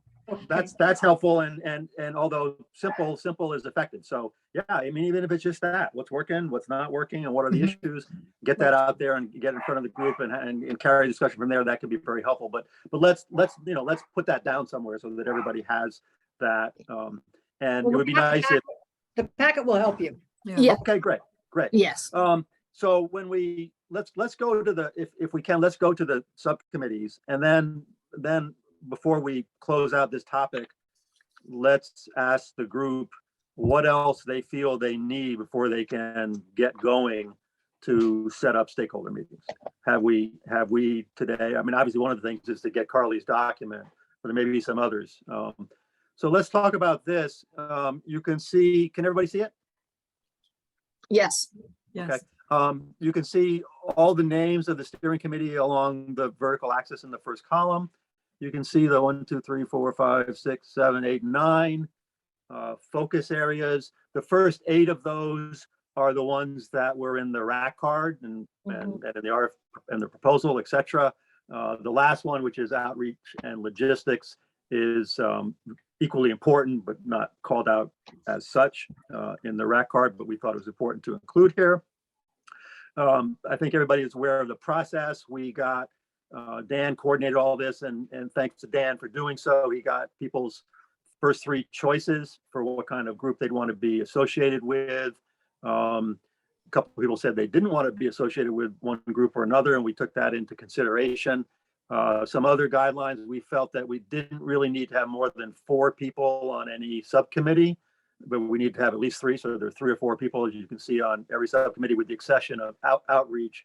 But there's a little footnote down there below, which was Dan will play a key role in the outreach and the logistics across all these different projects. So it's not just 2. We wanted to do our best to match people up with the particular focus areas that they expressed a specific interest in. And we did pretty well on that. Everybody got at least 2 of the 3 areas that they had asked for, except for our friend Cheryl, who we totally turned upside down. And this isn't the first time Cheryl's hearing that, so she hopefully has already forgiven us for that. Those a couple comments. The other comment, you'll see that Lindsay and I have not assigned ourselves to subcommittees. We talked about this at some length with Cheryl and Dan a couple times, including today, and we felt that we could be more helpful by being a point of contact. So every group, every subcommittee will have a point of contact with either Lindsay or myself. We divided it up, as you could see. So each of us has 4 of those. We'll both be points of contact for the outreach and the logistics, although Dan is, I guess, the de facto point of contact there. And there are a couple, I think, roles we expect to play as that. One is monitor progress. 2 is to share learnings and best practices across the groups to make sure we're kind of in the same direction. So this will add up and be able to integrate it as a useful package. And then just to be helpful where we can. I mean, you may have issues. You may, for example, find out that you're having a heck of a time getting the consultant to engage. And one of us will have to go directly or indirectly to Jill or whomever and say, we need help here. So problem solvers we're called upon. So that's what we've done here. So on the assignments, you can see where they are. I'll go by person. Melinda is on economic development, governance, and natural resource, energy, and sustainability. Mary Ellen is on public facilities, governance, natural resources, energy, and sustainability. Public facilities was not one of her choices, but we felt that was a real important use for her, particularly given her role in the finance committee. Micaiah is on housing, on public facilities, and on outreach. Sean is on economic development, on natural resources, and on outreach. Rick is on community health, economic development, and governance. Those were all 3 of his choices. Valerio didn't weigh in, but we think he can be really helpful in housing, in community health, and in transportation. Susanna on open space. She's done a lot of work with Sheriff's Meadows, so she knows a lot about open space, economic development, and which one did I miss with Susanna? Why don't I see? Governance. Governance. Those are the 3 that she suggested. Elisa is housing, community health, and natural resources. Bo, open space, public facilities, transportation, and then Cheryl has been flexible enough to be on open spaces, housing, and transportation. So that's what we're proposing. And Lindsay, I know you want to make a couple comments about that before we kind of go back to this question. What else do people need, and how can we support you to make sure we get off on the right footing here moving forward?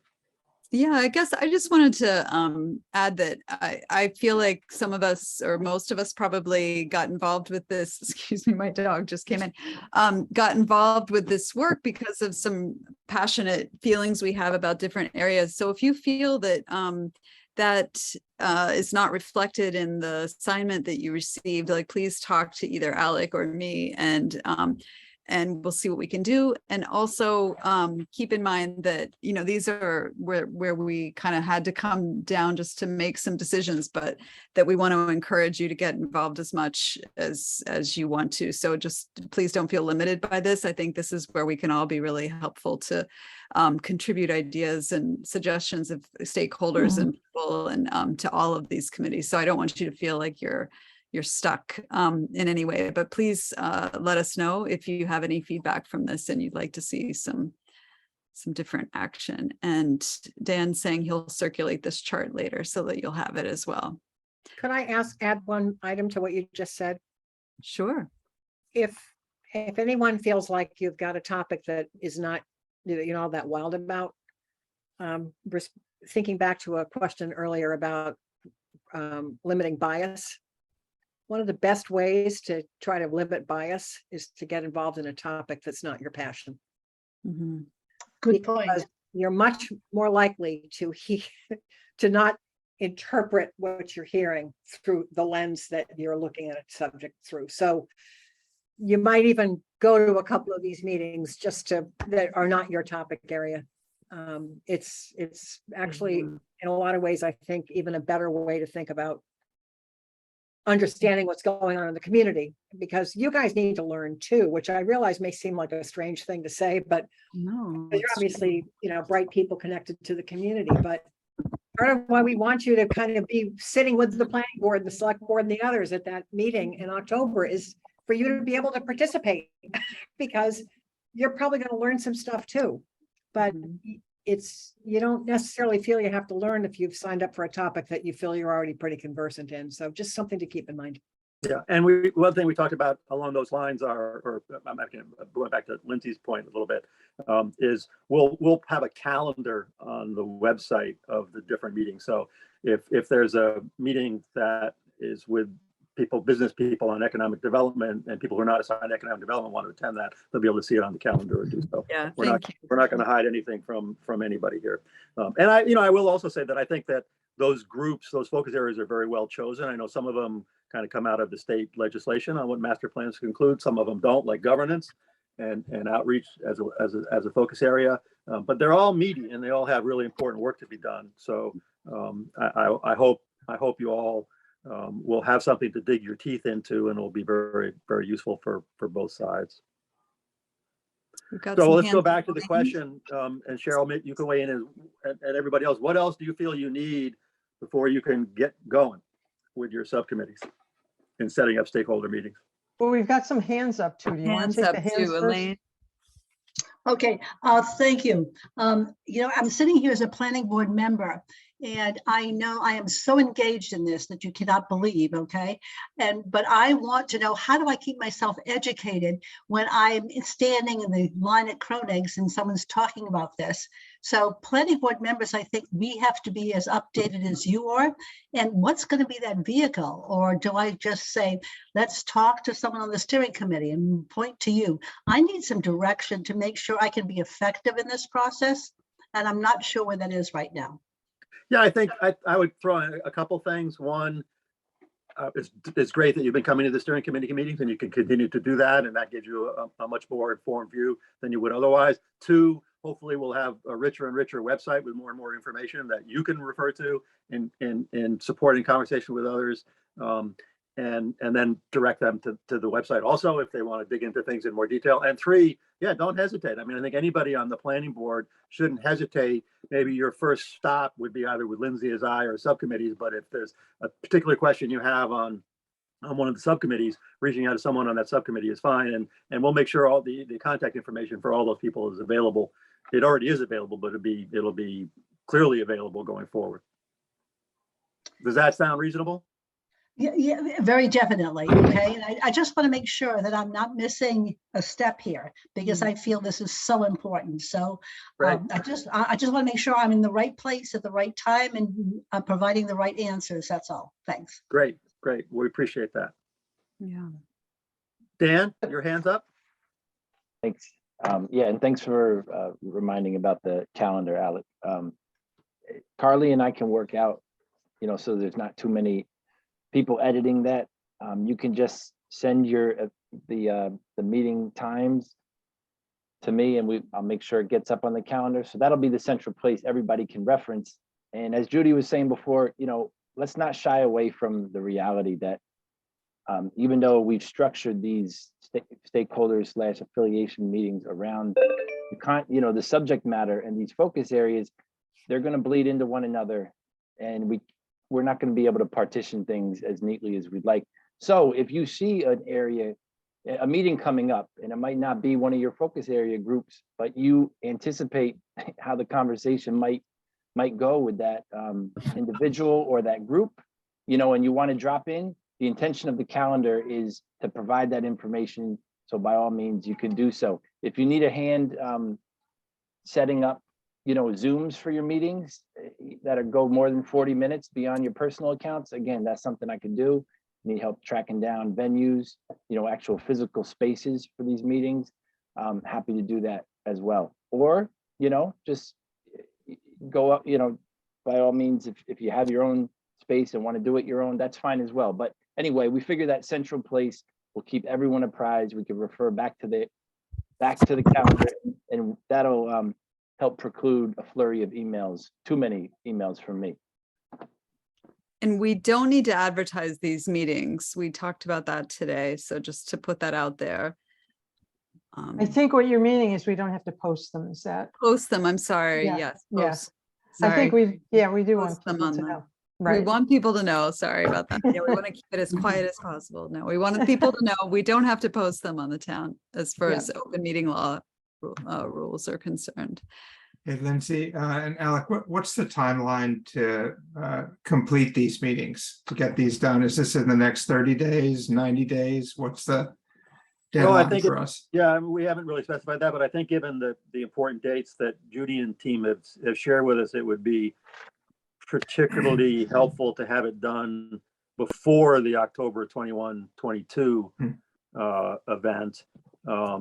And even before the October 11th, if possible, although I don't see those being really, I mean, that's probably not that critical, right? Judy, you're agreeing with me or disagreeing with me? I know, I agree with you. I mean, I think maybe trying to get it mostly wrapped up by the time the Dodson and Flinker weekend happens is great. Yeah.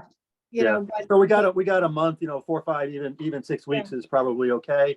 You know, in some cases, you may want to go back to a particular group again. There may be more than one meeting, but that'll really be your guys' call. Elaine's got her hand up. And I promise this is the last time, okay? I just want to share the fact that what I'm trying to train myself to do is to put my biases on a hook someplace and come in with a neutral mind and trying to really listen to our residents and our community as what the direction they want to go in. And for me, that's a difficult task because I do have my goals, but I need to get rid of those. And I just want to make sure I am listening to everyone else who lives here. Okay, so I'm just sharing that with you. And I don't know where you are, but I know where I am. And I'm not in the right place, but I need to be in the appropriate place.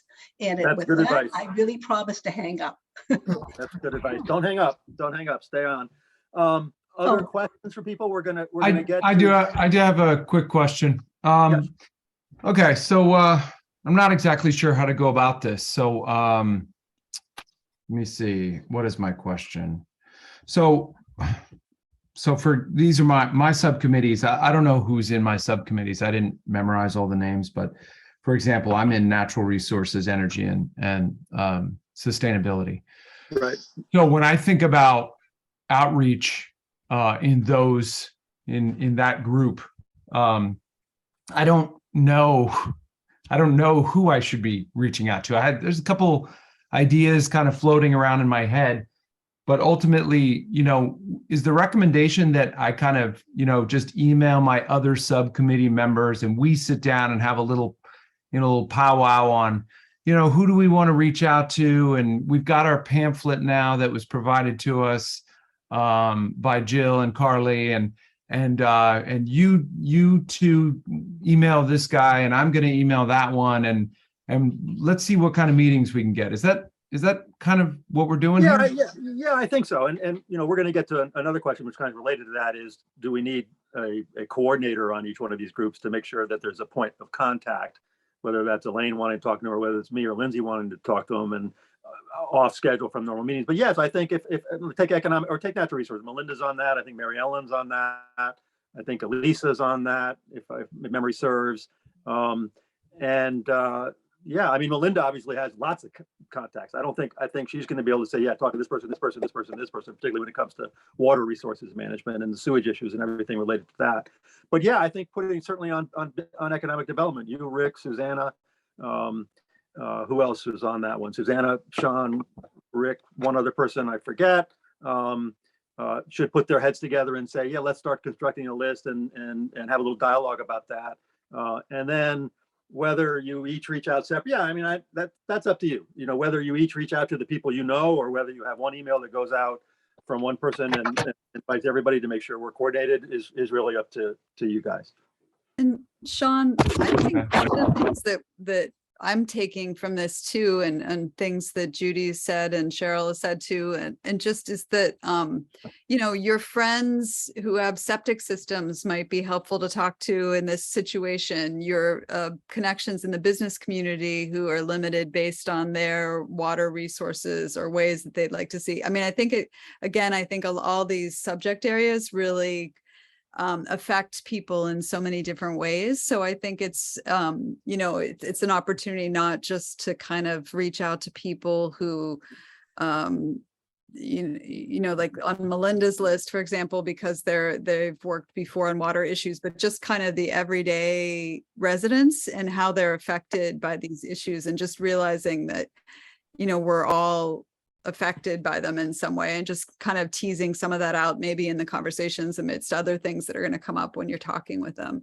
And I don't know if I'm reading that correctly, but that's kind of what I'm hearing from the consultants and from people, is just getting the consumer, the business person, just kind of getting a little bit of everybody's perspective, just from, you know, on how that subject matter is affecting their workplace, their home life, their ability to enjoy living in Tisbury, that sort of thing. Yeah, and you know, one of the things, and we haven't had a lot of time to sort this out, and we need to do this, but there's a role that Lindsay and I can provide to some extent. We probably want to make sure if we are inviting the same person to 4 different groups, we at least know about that beforehand. So each of the subcommittees, so the 4 that have, could send me the list before you start communicating with people, and the 4 with Lindsay, and then Lindsay and I have a quick phone call and see whether we line up and see whether we have a lot of overlaps and double dips or not. If we ended up with, going back to Judy's point about housing and economic development, with the exact same people for the same thing, then we could consolidate a meeting. Or if we had too small a group for a particular session, we wanted to tag on with someone else, we could do that too. But I think, Lindsay, you and I can help with that to make it more effective and efficient. Dan's putting in the chat too that he can provide the list of interviewees, and I think that would be really helpful too. Yeah, and Judy, I think you already sent us the list of all the people. You maybe didn't send the list of the people, you sent the list of the groups. Were the list of the people there too that you talked to in government? We have that. We get, and 2 points I'd just like to make. I think Lindsay, Alec, everybody who's spoken, Sean, you brought up a concern that's probably shared by others. As a committee and as citizens of Tisbury, you guys are volunteering your time tonight and all this other time. So the 2 points that I would say are, number 1, don't reinvent the wheel. Don't spend too much time spinning your wheels as to who to interview. Ask Lindsay, Alec, Dan, ask people. Don't reinvent the wheel there. You're doing enough already. You don't need to be in the trenches. You just want to, you know, find out or come up with things on your own. That's great too. Number 2, I don't think you can go wrong with whomever you choose to meet with. I don't think you can go wrong. Some you might get a bigger, you know, harvest than others, but you don't know until you try, and that's okay too. Yeah, that's a great point. Thank you for saying that. I think my main concern is forgetting people, is like just leaving a whole group of people out, because I just didn't even think to reach out to them. Understood. And I think we could all be turning our wheels on that as this comes together to see if there are any gaps. I just want to put out there, and I'd be curious, and we don't have to get into it now, but again, like with people who are not internet savvy or willing, you know, able to get on Zoom, and reaching those older residents and maybe people who don't have access, I just want to make sure that we really try, and I'd love to learn, you know, from you all in terms of what's worked in other towns and how you've reached that population. But I hope as we move through this, just that we keep trying to reach those people who, you know, who are not front and center in the community, and who are not, but have a lot of experience to bring to this, and a lot of, you know, they're seeing the town through different eyes. And I just want to make sure we hear from them. And even though they can't maybe access or don't feel comfortable accessing via Zoom or can't physically get to a meeting, that we're going to be inviting people to. That's a great point, Lindsay. And we can make a note of that as a higher priority, as something to make sure that we're providing any insight on previous projects or ways that we can apply that to Tisbury. Thank you. Okay, and Carly, you'll get the doc. I'm sorry, Judy. Yeah, I'm just going to say, one of the lessons we learned from COVID was to be careful about limiting access to surveys based on, you know, address, because we had seniors who were taking a survey at the senior center. We had lower income folks who needed to use the computer at the library. And so we really have kind of developed an art here of how to sort of go through a survey and weed out what's a duplicate that's not really a duplicate. And so I would just say, you know, people, it may be the case that many older adults would prefer to be in a group face to face. My experience is that a lot of older people are actually pretty savvy at this point with technology, but I'm going to leave it. I know. I think I'm living in a spoiled sphere, so I'm being careful about what I say. But I think you're going to have to use your judgment around what you know about your own, you know, your own audience. Yeah. And you're going to know that better than perhaps we will. The other thing I want to just say too, when you do this activity, aside from the fact that you're going to be making a huge contribution to this project, and I don't want to, I'm not being dramatic, I'm serious. It's just important to kind of also remember you're all out there as ambassadors for the master plan. And so encouraging a constructive and positive conversation is really important. I actually much prefer in all master plan engagement to kick off the conversation about what's working or what's good, you know, what's going well. When you get to implementing whatever is going to be recommended in your plan, you're not going to be building on your weaknesses. You're going to be building on your strengths. So getting people to really think about what's going well in a community, not to ignore what's bad, but just to sort of recognize that there's a lot of good going on in the town and hold that up because it's going to be important. Good point. Lindsay? I was just going to say, be aware of the time now. We're at 7:20, so I feel like people are really putting in a lot of time tonight. So thank you for that. And I know we had talked about maybe trying to figure out the coordinators for these subcommittees. I don't know if that's something we can. Yeah, I don't think we have. Yeah, we were going to all put you on the spot and on the fly make you nominate a kind of a lead point person, recognizing that that's an initial lead point person, and you may want to, during the course of this project, change it from time to time because there will be a little bit more work for that lead person.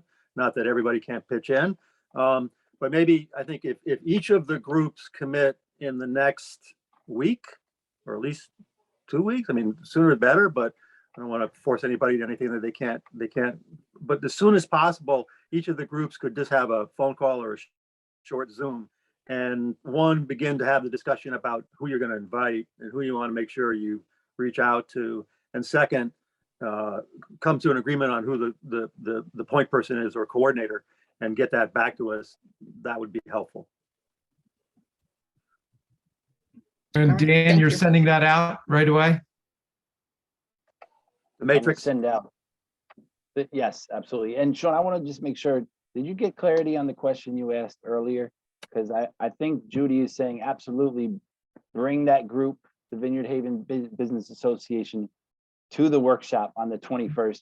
But she certainly is not saying, you know, limit their involvement to. No, I thanks for asking that. I think I did get clarity. Yeah, I'm actually gonna meet with my economic development subcommittee and suggest that we do a VHBA meeting before October 20th, 21st. And then that's also where I'm going to or our subcommittee is going to pitch them then on come to October 20th, 21st, in addition to this meeting.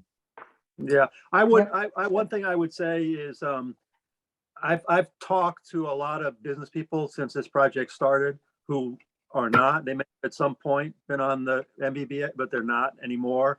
They just haven't found it to be particularly helpful. So I wouldn't limit the engagement with the business community to them. Right.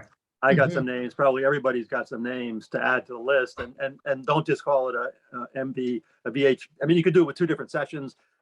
I don't know, whatever works best, but at a minimum, make allowances to reach out to other people we know who are interested and have not been going to MB or BA associated meetings for a long time. And by the way, if you want, it may not be a bad idea, again, just in terms of expediency and getting closure and not avoiding overlaps and stuff, coming back to Lindsay and my coordination roles. I'm fine if for the 4 that have G next to my name, you want to invite me to that first session, and the same, Lindsay, I don't want to offer more of your time than you have available since you have a real job. But that may be helpful. If not, then that's fine too. We would just arrange to have a touch point with the point person as soon after your initial session as possible. Whichever you're more comfortable with is fine with me. Can I just bring up one point about economic development, which you may have already thought of, Sean? So if this is silly, then just forgive.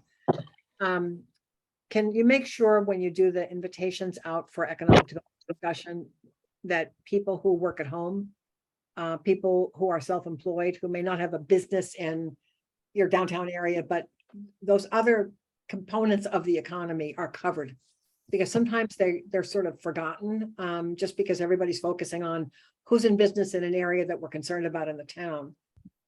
But you've got people working at home in Tisbury, and you have people who are also working at home because they're telecommuting, and they're all part of the local economy. So just make sure that those folks are included.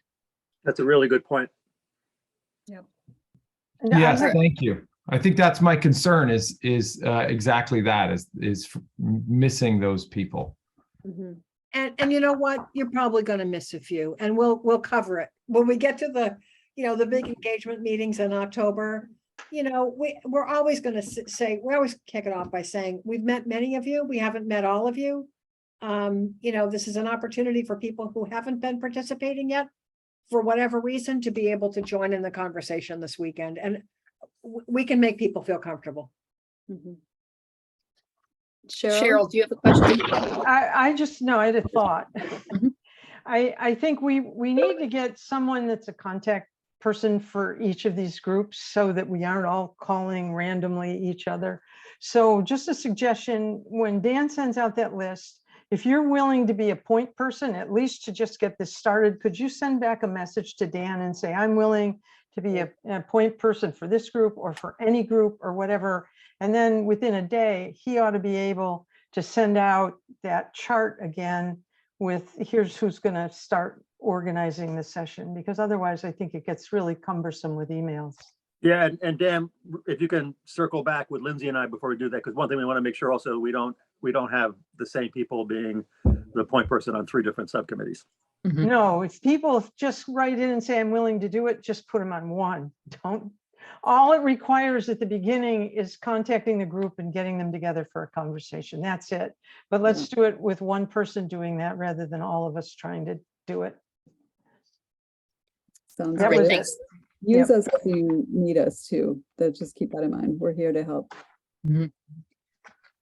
Okay, Is that are we on to homework? Yes. I think we covered the homework. Well, the homework is 3-part. One, you'll be receiving that packet that Carly made up, which is wonderful. Yeah. It's going to make everybody feel a lot better about some of the things we talked about tonight, but you haven't seen yet. You're going to see it now in writing, the questions, the forms. It'll put you at ease. So when you receive that, read that before you go to bed that night. That's the timing on that. Oh, I'm kidding, if you can.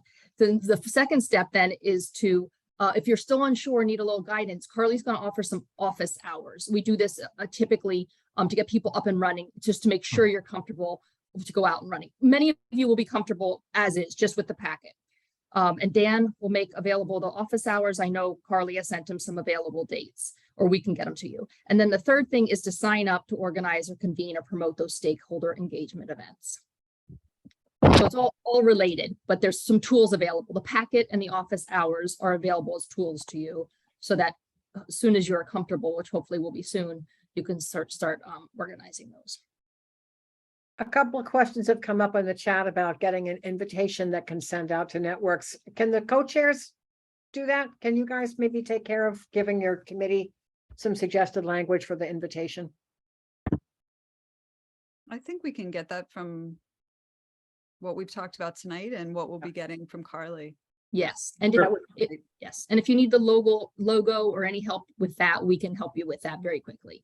Okay, that sounds great. I think that was my question. It was more tied to the October 21st and 22nd, if we're trying to invite the whole community to that, that we standardize something and make it look really good, so that we get the best response possible. Okay, that Alec would- and that would Lindsay, be do you want to do helpful. closing items? Are there any other questions from anyone at this point? I feel like we haven't heard from a lot of you. I just want to make sure that if you do have questions, that we're addressing them, or if there's anything that you've been thinking about that we didn't bring up tonight or didn't, feels fuzzy. Anything? I know Zoom is a weird, even though we've gotten used to it, it doesn't make it a good way to have a meeting, so feel free. Alyssa? No, I think that, sorry, I was just writing Dan an email. I think I think when I get the packet and we all sort of get organized, it'll be pretty self-evident, and we'll just do it. And I know that we can ask questions as they come up. So Oh, Carly, Okay. did you want to float just a couple of times, or I'll send that out with the chart. I'll send out the, 2 times that you have. That's good. Sounds great. All right.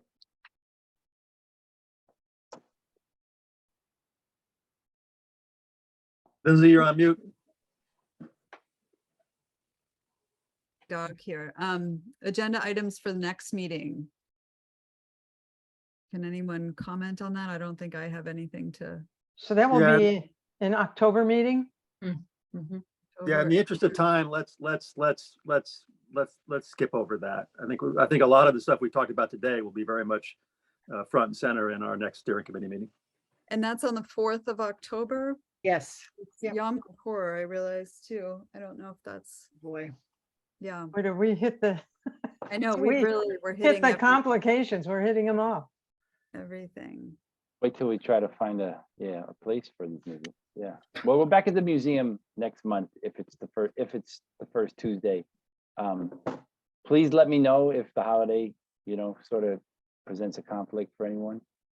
Okay. Send that along. Right. Okay, thanks, everybody. Thanks for your time. Good to see everybody. Yep. And it sounds Thank like you. Thank you so much. Thank you. Thank you. You guys. Have a good night. Bye, everybody. Bye. Bye. Good night. Bye.